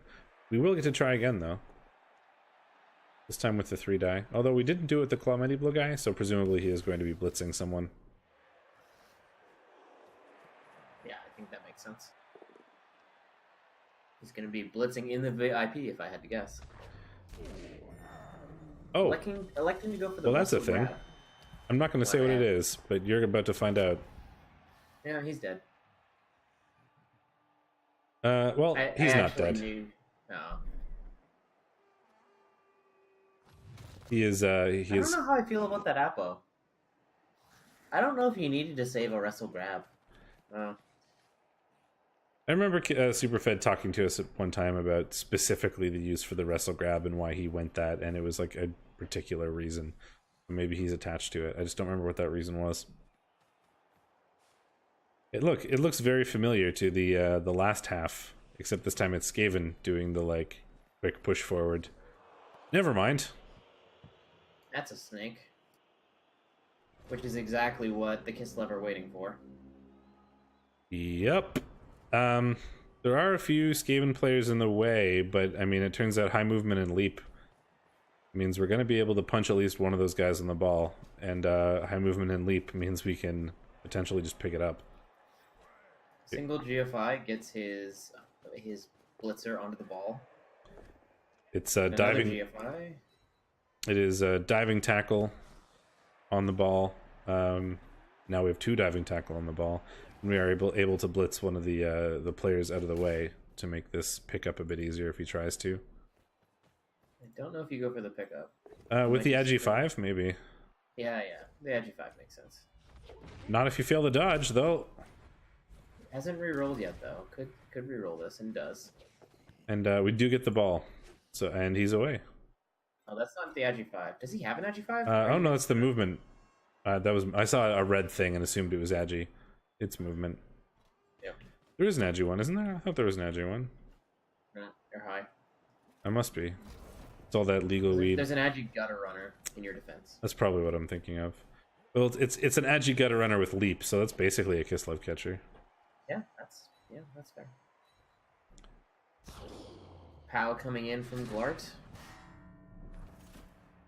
Gets another KO.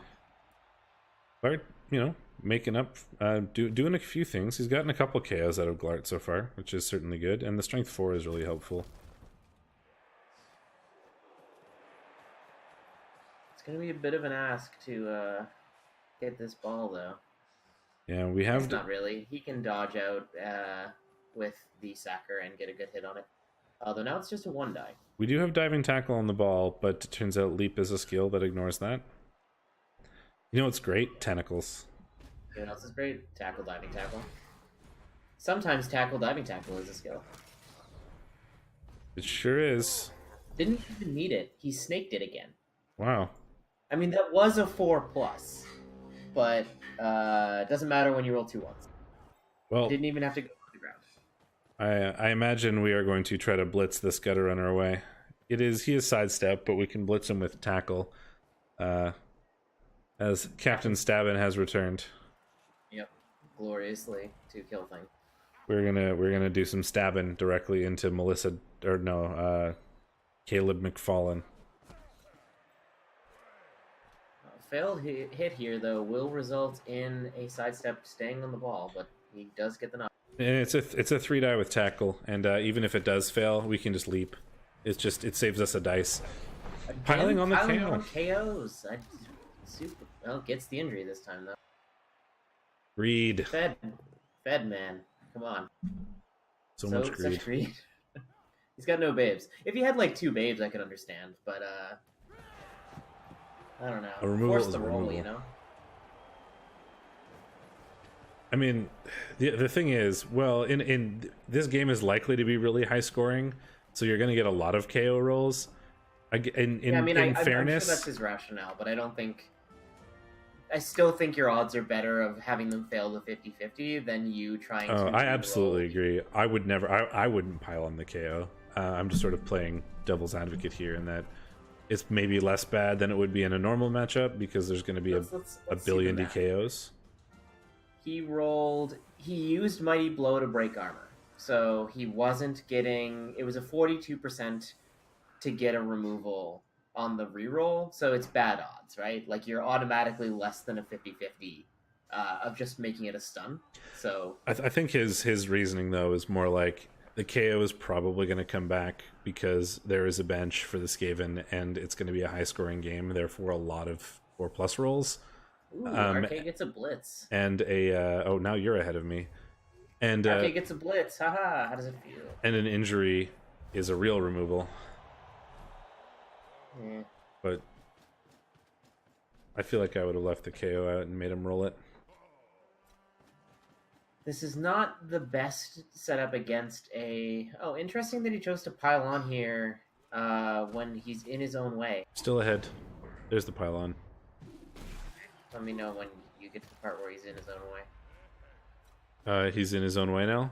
He's moving the guard up onto the ball, or under the ball. That's where I am as well. I skipped too much trying to catch up to you. So this is going to be a 4+ catch, 5+ catch. Yeah, 5+. Well, we should be able to, if you can get the catcher next to it, diving catch is a thing. I think this is going to be where, yeah. So he's putting 2 diving catches onto it, so it's not going to trigger. This is what he was talking about, I think. No, he's the only one. Oh yes, if the ball scatters in that one spot where both of them are on it, it doesn't work. Yeah. But because diving catch works on a kickoff. Even if it's your own kickoff. If the ball, so for people that are unaware, if the ball scatters specifically to this square that is within which it looks like it's going to, nope, it did not. But if, because never mind. You can't, diving catch doesn't trigger on scatters. right. It only triggers on everything but a scatter. If the ball landed in this square, both of these players should be able to use diving catch, and instead, because of how Cyanide's coding works, neither player uses diving catch. Yeah, because the diving catches. If there are 2 more players that attempting to use the skill, neither can use it, and this is a Cyanide only. I feel like it would have been better to try to put the catcher under the ball. Like, I understand you would have been marking the catcher up against. He had to roll dice. He had to roll too many dice for it. Was it? So, like, he I think he got Milfhunder under there without rolling any dice, other than the blocking dice. So he didn't, and everyone else would have had to GF that. But Agi 4 catch diving catch is really likely to catch that ball. Well, the diving catch doesn't matter, because it's not an accurate pass, but the catch matters. Wrestle Dauntless guy casually taking a player out. Yeah, easy peasy. Just a stun, but easy. And hopefully we don't snake eyes again. We didn't. He's got the ball. And we can hand off to a gutter runner and go extra to space here. I feel like that's what we're doing. Very aggressive on behalf of Superfed, try and like short kick and just put himself under the ball. If it worked, he basically wins, however. And if it loses, well, we're going to go to a tie, and then he has a pretty good chance of scoring himself, especially with a wizard. So I don't disagree with it. It just it means if it fails, you're probably giving up a score, and it looks like that's what's going to happen. I mean, the only thing I didn't like about it was the piling on. I think the piling on, you needed Captain Stabbin for his pitch presence, especially as he is tackle, diving tackle. So I think that was the part I most disagree. I like the overall strategy, however. Yeah, I think overall it was good. Mighty Blow still not taking out any rats.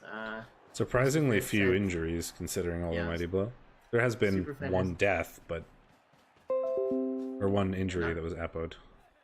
Yeah, but that's on Superfed's side. Oh, there was an injury apoed on behalf of the Skaven too, right? Yeah. It just resulted in no casualty rather than anything else. Oh, that's true. Because it was the badly hurt on the Agi guy, I think. So maybe, was it on the Agi guy? I forget who he had piled on there. If it was a really key player, I guess I kind of get the desire to re-roll it with the piling on, but I still don't. I don't love it. Here comes the Claw Mighty Blow of Clawpalm Holland, who still doesn't have the Captain Stabbin, who does not have an Apo to save him. No, he doesn't have the piling on. Clawpalm Holland does not have the poo part of Clawpalm yet. He's just Holland. The Apo is the diving tackle shadowing gutter runner. Glard again. Being the stun machine you'd expect him to be. Yeah, claw against armor 8 with no Mighty Blow. 1 in 9 risk before scoring is bold. Bold? Bold, you say? Check off your playoff bingo cards. And it's not when I say bold. Use the like emotes or whatever. And we get a 2-2.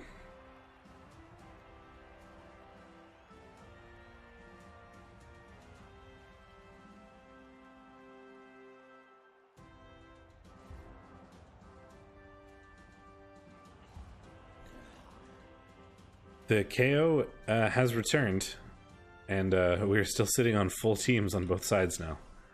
Or other than the one injury in the VIP. But 11 players for both sides with 3 turns remaining.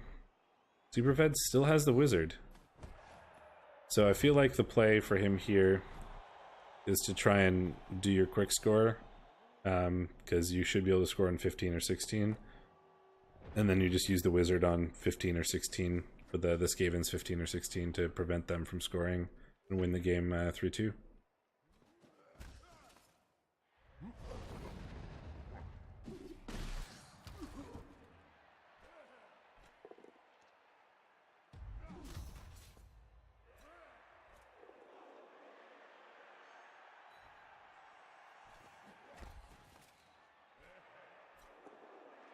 And the third Mighty Blow hit, or the third block on the line, which is a first Mighty Blow hit, results in nothing. That was 5 armor rolls, 3 of which were with Mighty Blow, and all of them failed. So Rat's continuing to be sturdy. I think there was only 2 Mighty Blow. No, because one was a pylon. Oh right, there was a reroll. That's a bad. Oh dear.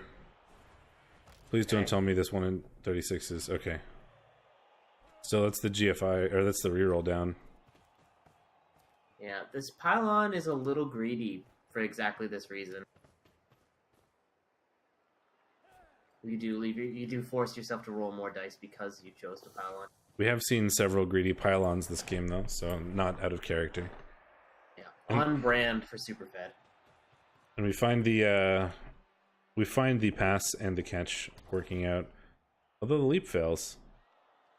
But we do have the ball in scoring range on a catcher with some amount of a screen in front. You have no easy hit on the ball here. Nope. You would have to. You could do only a -2 die dodge. With the gutter runner there. You could even like dodge it out and dodge the sacker in. No, you'd have to do a 3+. I mean, it's a 4+ dodge, and it's not a great hit either. There's the leap gutter runner who could do a thing, but also not a great option. Goes for the corner on Come Fiesta and does take him down. It's certainly not a good play. Diving tackle wouldn't trigger going in that way. Going like this wouldn't. Because it doesn't trigger when you're going into the tackle zone, only when you're going out, right? Yeah. It's not a good play, but there was a potential hit on the ball. There was a terrible sack on the ball. Yeah, it wasn't. So it wasn't a good play. Screen. Oh, elects to bolt. Okay, that makes sense. Now he can punch his way through this potentially. Of course, he fails the first d6 he rolls. Oh dear. Good thing we still have a reroll. Makes that leap. Oops. Gets a knockdown here. Now all he has to do is punch Harry Styles out of the way, and we are in the. And he dub skulls. Oh fuck. Oh dear. That stings. Oof. Was that diving tackle? Or was that lightning bolt on diving tackle? It wasn't. It was on the sacker. Do you lightning bolt that? Yeah, I think that was fine. I mean, I think it was fine. I don't disagree with it. It was a 2+2 die to score. Like it was a real easy score if that worked. Although it gives you'd have to defend against the Skaven for 2 turns. Yeah, you would have to do that. But he was in enough. He had committed hard enough that I think he. I think the perfect situation is you score without the lightning bolt there, and then you use the lightning bolt to just stop the Skaven 2-turn and win the game. But that's a big ask. Yeah, I think that's just the ideal situation. But as Superfit is saying, he was fine with a tie here. Fair enough, right? I forgot that a tie was good enough. So yeah, no, if a tie is good enough, then that's a thing to do. Oh dear. Well, that double skull is really unfortunate. Oh, failed pass from the Agi 5, who continues to fail things. He is a miserable failure. Well, we still got a game here. Yeah, we still do. They're the catcher's in range. Yep. Captain Stabbin coming for a hit, does not get a knockdown, so we do still have a tackle zone on the ball. Nothing we can really do about that. There's no rerolls left for Super. Not anymore, no. He has to use Toad of Toad Hall to score on, I think. You know, he could also run it in with Come Fiesta, so it depends on who he wants to use here.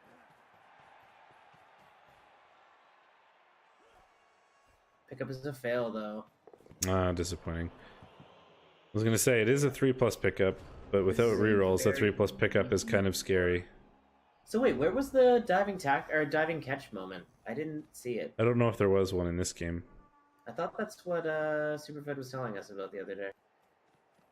The question is, if a tie is good enough for you here, do you play that turn much more defensively? Like, just try to make it really hard for the Skaven to score rather than aim for your own touchdown? No, because that's impossible. I mean, it's not impossible. I think it might have been... It's certainly safer to do it that way, but it's probably less likely to work. Because the 3+ is pretty likely. Roll dice. Like he again, his score there was incredibly likely. It was a 2+ leap into a 2 die where he needed to push into a 2 die where he needed to push. The score on that last turn right there, where No, the score where he dub skulled. no, I'm not talking about that one. Oh, what are you talking about? I'm talking about what just happened, where he tried to pick up the ball and failed.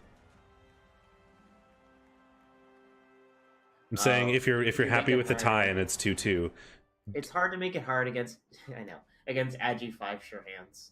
It really is. I'm just saying. I'm trying to come up with a discussion here, right? Do you think that's worth it? And I don't know. It's. I think it was. I think the big thing is that it was definitely worth it to try, because he did have the 2 die with Captain Stabbin, and it just turned out to not be a knockdown. And if that was a knockdown, that was a pretty easy touchdown, so it's definitely worth going for. It was even still a pretty easy touchdown without it. It was a 3+, 2+, 2+ with dodge, 2+ handoff with catch. That's not super easy without a reroll. I mean, the only thing that doesn't have a built-in reroll was a 3+ pickup and the 2+ leap. A 3+, 2+. Everything else is effectively guaranteed to work. So like a 3+, 2+ is like 65%. No. It's like 55%. Which is not incredibly likely. It's roughly 50%. More likely than not, but yeah, you're right. But no, I think because the first step there was 2 die with Captain Stabbin on the Gutter Runner, and if that worked, it was a 2+, 2+, basically, right? Yeah. I think that was the right play to make. It just turned out to not work. So that's and because of that, we see what happened. We got a 3-2 for Rats Against Teen Stars. Over Reality Kings, and we will see the results on the leaderboard of that after we go through the other matches in this week. Certainly a big highlight from this match would be the 13 out of 17 successful injury rolls for the Rats. It's a hell of a result on a team with a bunch of Mighty Blow. RK waking up after KOs like champs, dodging incredibly well. Yeah. Only failed one. Catches less good. Where's the leaps?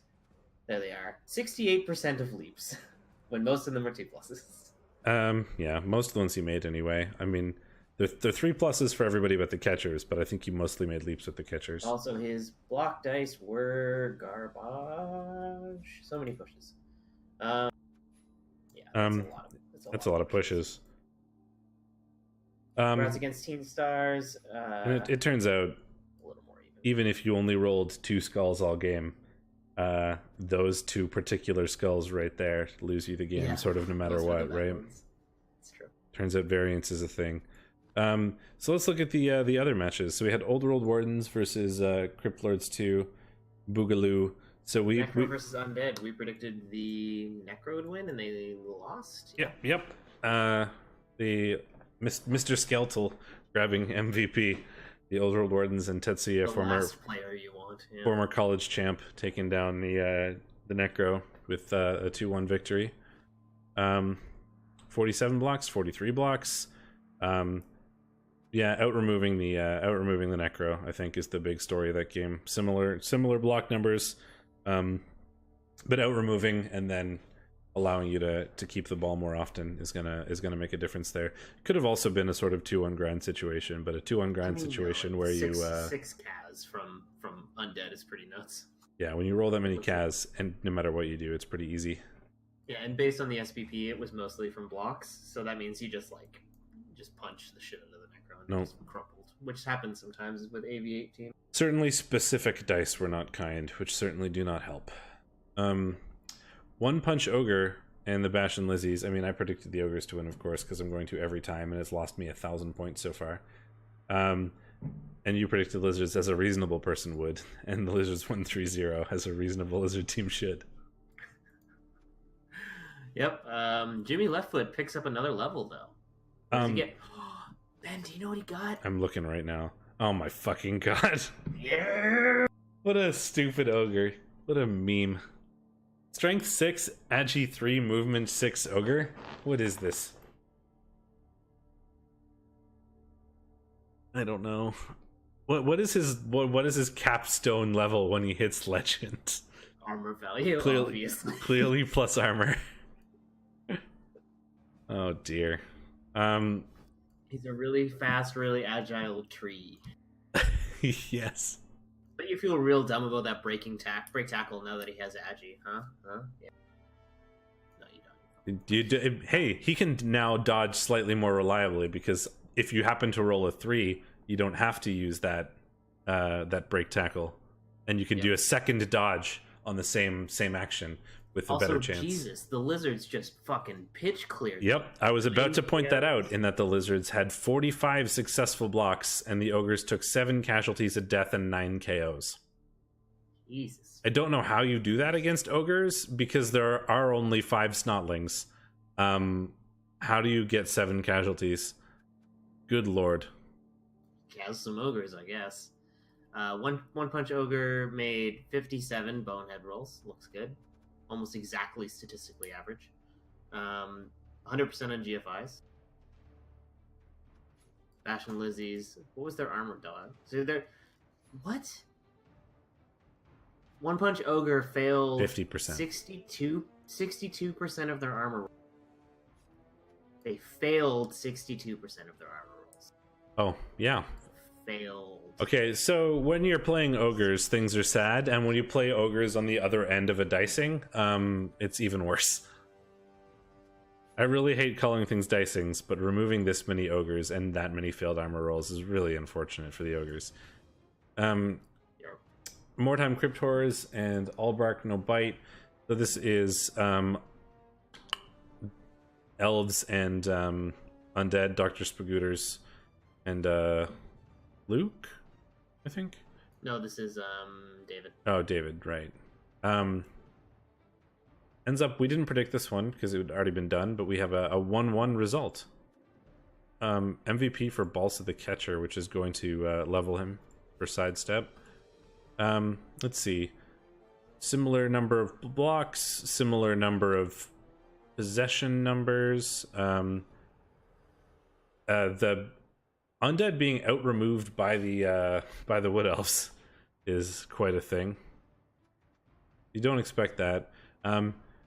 Well, when if you attempt the 2-1 grind and you get out-removed by the wood elves, or if you're forced to go on offense first, a 1-1 is certainly not unexpected in this kind of situation.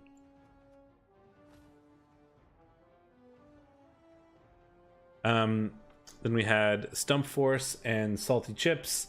I predicted the dwarves, and you predicted the dark elves, and dwarves took this one down over dark elves. If I recall correctly, I was like a little long shotty on this one, and I guess it worked out. So there you go. 75% ball possession and 55 blocks succeeded means that I feel like the dwarves just never really dropped the. I think that's what I said, is that you know, if the dwarves ever drop the ball, it's gone. But it's going to be really, really hard for the dark elves to force the dwarves to drop the ball, and with 0 removals of any kind versus 5 KOs and 2 casualties, I don't think they managed to make them drop the ball ever. 5 KOs and 2 casualties on 8 breaks. It's worth noting. Yeah, but 55 blocks. So yeah, their armor was incredibly kind. Removal was incredibly not kind. So it works out, I guess. Sure. But dwarves take that one down 1-0 in a very sort of control-y match, I imagine. Yeah, like doubling the number of blocks. Punching a bunch of elves. Elves not being able to get the ball of the dwarf hands, and then the dwarfs just kind of 1-0 you. Yield Guard and Squeaky Blinders. We didn't predict any of the remaining ones because they had already been played when we did our super late review on Sunday. But Nurgle take this one down. Agreed in Dub Skull rather than scoring for David, by the way, is why that game was a 1-1 rather than a 2-1. Yeah, well, that explains it. Sometimes don't roll blocks, especially with like non-mighty blow pieces. For green. Yeah, when you don't have a reroll, that is. And I've been known to be too scared to even roll the blocks with a reroll available sometimes because I am a little bitch when it comes to doing things that could potentially fail. I remember I was waiting to score on one of my, I think it was one of my Green Horde games, and I rolled a 3 die with a blockless piece when I had a reroll, and I almost 1 in 27 score. It was like a 1 in 27 into a like 2 both down 1 something else. Oh dear. MVPs on both sides bringing players within a vanity passive leveling, which is kind of funny. Although it'll be much easier for Paprika to get a casualty, I think. 2-0. 37 blocks is not very many, so that's and 18 for the Skaven, so very dodgy out, only getting a blitz kind of every turn. Well, they also nearly pitch cleared them as well, so they ran out of things to hit eventually. That's true. That's the other way this happens, is when you get 5 casualties and 4 KOs and there just aren't any rats to punch anymore. And when you remove that many rats, 2-0, it's a Nurgle game that you see sometimes. I've done it recently to Dark Elves, for example. When you just punch players until there aren't any left, you can just kind of score whenever you want to, and the game is just sort of over halfway through. I imagine that probably happened here. We had Sugar and Spikes and Horn Stars. Oh, never mind. The Sugar and Spikes have left. What are the MVPs that got out of that anyway? Luke Thightwalker and Lance Thruster, both Chaos Warriors, so good MVPs at least. And then Reality Kings versus Rats Against Teen Stars we watched, so we won't take a look at that. But this is what the leaderboard looks like for REL 7 after all of that nonsense. So because of that loss by Reality Kings to the Rats Against Teen Stars, Rats Against Teen Stars have played their game this week, so they are 1 game ahead right now. Yes, that's true. It was a win. A win versus the Mordheim Cryptors. Yeah. So after last week, the records here were 8-2-0 and 8-1-1. So if even if that was a tie, it would have been 8-2-0, 8-2-0, or if the Reality Kings had managed to win that, this would have been flipped over quite a bit. So it's down to these two teams, really. They're within 1 point of each other, but they've already played each other, so it's going to entirely come down to what their records are like against their last few teams. We did a bit of a dive into what their schedules looked like coming up in the last episode. If you want to take a look at that, it's near the end of it. It's on YouTube. We talk about what their schedules are like and how we feel they're going to do, but it all comes down to their next couple weeks and matches and whether they can keep up the scoring and the winning. Superfed needs Razzlestorm to lose a game. Yep. To have a chance. And he also needs to keep winning. Glomar is not out of it, I guess, technically, but with only being at 7 wins, but he is... We need them all to lose every one of their games. Yeah, he's what, 5 points? Well, 8 points now behind the Skaven. Oh, yeah, no, yeah. 8. So, like, while not technically impossible because he has 3 games left, it requires the Rats to lose both of the remaining games and Superfed to lose all their games. So, it's not impossible for him, but it's very unlikely. And so we'll see if that happens. But somehow I doubt it. So I would expect Glomar, one of these two to go. To play the Rats at some point. Oh. Yeah, the Bashing Lizzies are playing Rats Against Teen Stars in the final round. Well, that may be a match to pay attention to then, if it matters. But somehow, I don't know if it will. It'll matter for the Skaven, but I don't know if it'll matter for Glomar.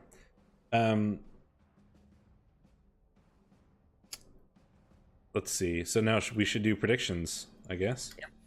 Predictions. Thankfully for my score, the Ogres have already played. So I can't predict that and lose more points. However, they tied, so... They tied. Nice. We'll talk about that next week. Old World Wardens and All Bark No Bite. So this is Wood Elves versus Tetsuya, yeah. So this is David and Tetsuya. got a really good elf killer in Sir Redford the Brave. Doesn't have piling on, but he does have tackle, mighty blow, which is nice. Lots of guard, which is helpful against wood elves. 2 Stamfur mummies are going to be incredibly difficult for the wood elves to deal with. I mean, they just dodge away realistically, but they can be pillars for the undead team and help them control them. No sure hands is a big liability. David does have strip ball. The guard makes up for that a little bit as long as you're careful, and it because even on a red die, you're super likely to take the ball away. Yep, but it makes up for it a little bit. I said. The big thing I think is that there's a couple things to pay attention to here. One, movement 9 War Dancer is going to be really hard for the undead to defend against. 2, the Wood Elves are at 1900 and the Old World Wardens are at 1660, and I think the Wood Elves are even down a player. Or no, never mind, they're not. But they only have 1 bench, and the undead are going to get more than enough to grab like a bribe and whatever else they want. And with with a bribe and players like Mr. Skeletal, but also like a boatload of zombies, there's going to be a lot of fouling on any player that's on the floor. So it could go either way, really. I mean, I think the Wood Elves are going to have a pretty easy time of like sort of either scoring and also defending, but it might be one of those games where they're just not capable of scoring enough before they lose important players. Because there's going to be a lot of fouling if Tetsuya plays this right, and fouls are pretty good at removing elves, it turns out. Yep, so what do you think? A really hard question. I'm on the undead train, if that helps. But I think it's close. I've been flip-flopping in my head the entire time I've been talking about things. I was on the undead train initially, and then I sort of switched, and then I switched back.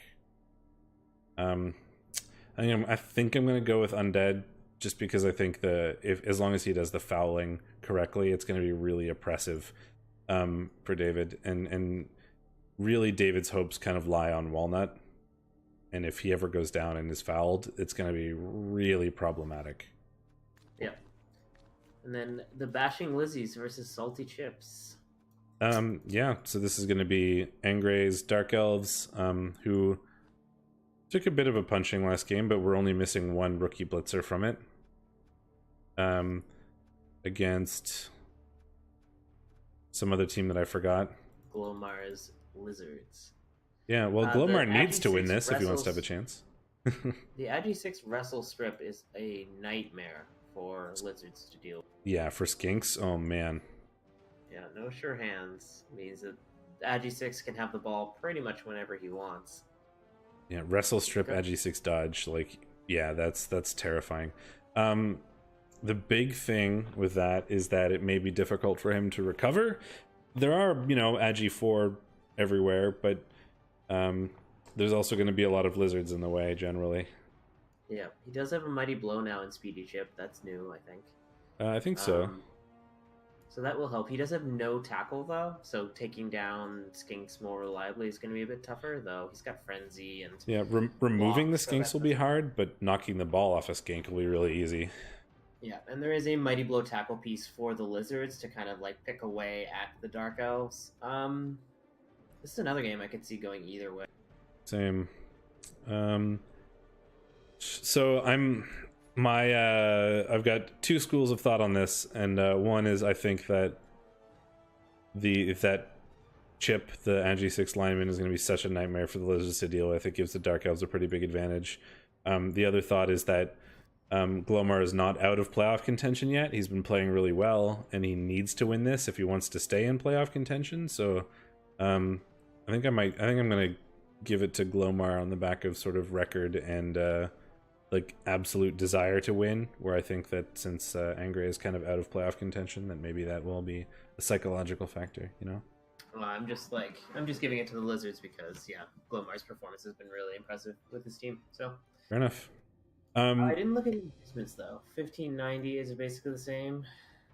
Yeah, they're basically the same TV. So. Crypt Not Lords. relevant. Crypt Lords 2 and Squeaky Blinders. So we've got the other Rando Maximus's Skaven. and Dr. Spagooter's Undead. So there is one claw, but it's not on the Mighty Blow Piling On guy. There's a Mighty Blow Piling On guy, but it doesn't have claw. I think the biggest things are we've got multiple Strip Ball 2 Heads Wrestle Gutter Runners. There are in fact 2 of them, which is pretty terrifying. The Necro do not have sure hands, so. Yeah, Script Lords, yeah, so it's Necro, not Undead. Oh, right, I was looking at the wrong team. I'm really good at this. Yep. So the Agi 5 Mighty Blow Wolf is out. Is he niggled? Oh, that Mighty Blow Wolf being out is a big deal. It is one of the tackle. He did pick up tackle on Anchor, the zombie, which I don't like at all. Nope. Why do you need 3 tackle, and why does it need to be on a zombie? That would be Redbeard. That should be dirty player. I have concerns. Yeah, that should definitely be dirty player. So on the one, like, that wolf being out is a big deal. A, it's like one of your only movement pieces to keep up with the gutter runners. B, it's block Mighty Blow, and pseudo tackle with frenzy, as it were. That's going to be really hard for the Necro to deal with. There's a couple tackle, but they're not on Mighty Blow, so we're probably not going to get removals, and there's no sure hands. I think Skaven are going to have a field day, especially with the Mighty Blow palm. The Mighty Blow piling on piece is going to be pretty useful, and Storm Room with claws is a danger as well. Yeah, he's going to be a bit of a stun machine, but if the Mighty Blow Piling On guy can grab hold of a ghoul, he'll just remove one, and that is a pretty big deal. Let's see. Then we have Stump Force and Reality Kings. So Superfed versus Rumblebee. It's not Rumblebee. You're really bad at this. Why am I? Oh God, I'm tired. I guess I don't know. Wrong Dwarf team. This is the Death Roller Dwarf team, which is great. So this is going to be an interesting match for Superfed. A lot of guard. He's not giving away as many inducements as he normally is, but yeah, this team can definitely stand up to a punch with him. Like, lots of guard, lots of strength, an incredible amount of strength if you count the Death Roller. They do have no bench after the Death Roller is gone, but they do have the Bribe Stadium. Whose stadium are we in? We are in Stump Forces, so it's going to be a bribe. The big issue there is that Superfed, it turns out, is really good at quick scoring, and one touch or 2 touchdowns or 1 touchdown and a half ending removes that Death Roller pretty quickly. Yeah, and then that's the bench. I think the biggest thing is that they're going to be, if they ever end up in a giant scrum, sort of, the dwarves will just annihilate you. But Superfed doesn't really end up in those, especially with leap everywhere, and it turns out tackle doesn't really work on leap. There is a lot of dodge, but I think I want to give this to Superfed. I still think Superfed's going to win. It's just going to be it's going to be a tougher matchup than most. Yeah, I think it's probably his hardest one in the schedule he has coming up. But if he can win it without taking too much damage from the Mighty Blow spam, I think he has a really good shot of just winning everything else in the division. So. Yeah, and he does get a free bribe, so he can potentially cause a bit of damage with that. Yep. He does have linemen that are capable of fouling. He doesn't have a DP. I don't know if Kislev normally get DP. I wouldn't hate it. They're 60k linemen, so it's not the cheapest fouling pieces, certainly, but it might be something to look. No, they tend to be more of the kick first on a lineman style of lineman rather than the dirty player style. They can take advantage of kick incredibly well, so that makes sense. And then the last one doesn't matter. I think that's going to go to... it's also an... That's why I'm saying the last one doesn't matter. It's in admin, it doesn't matter. We're not looking at it. That was the point. Yeah, they are, but dwarf inducements are some of the worst in the game. Yeah. I mean, so he's gonna get a bribe, so he can keep the Death Roller around. The Death Roller, got a bribe. You can buy another one. 2 bribes. He can keep the Death Roller around forever if he wants to, but it's not gonna matter. But like the Death Roller in this matchup is a Mighty Blow hit on the LOS. That's what the Death Roller is. I mean, it can tie up a bunch of linemen, but yeah. I mean, it forces some dice. Like he's never going to be able to block he's never going to want to commit enough players to block the Death Roller. So I think even, and then a lot of the dwarf star players are kind of garbage. It's gonna likely be bribes. A wizard is probably a reasonable option. It's not really that easy for dwarves to take advantage of the wizard when the ball is knocked out, but if Bosco has watched any of Superfed's games, he's probably aware that Superfed loves to try to two-turn down the sidelines, and a lightning bolt on a sideline player is a reasonable tool to have in the arsenal. So. I almost wouldn't hate like a long beard with DP and a bribe, and then see where you're at cash-wise. Yeah. Like the bench, the extra bench, in addition to the flexibility for fouling the Palmer. Though I guess he's probably not going to pile on very much in an AV9 matchup. Probably not. I don't know. There's a lot of decisions. Yeah, it's going to be hard for Bosco. I think it's going to be hard for Superfed too. Honestly, it's a rough game, but he needs to win it, and I think he's going to go all out to win it. So I'm absolutely giving that one to Superfed. Let's bring up the title screen. Is that? Oh, he's gonna pile on. He's absolutely gonna pile on. We'll bring up the title screen.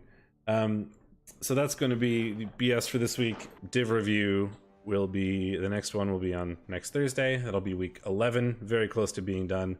Take a look at how the teams are going, and then the week after that will be the final week, and we can watch whichever matches were relevant for playoffs, if they were relevant. And if there weren't any, we'll just pick ones that look stupid, because it'll be the last week and it'll be fun, and then we'll be done for the season, and we can watch playoff stuff and be super hype about that. So thanks for hanging out, guys. Certainly appreciate it. And until next time, I've been Steakmittens. And I'm Shadorra. And we'll see you then.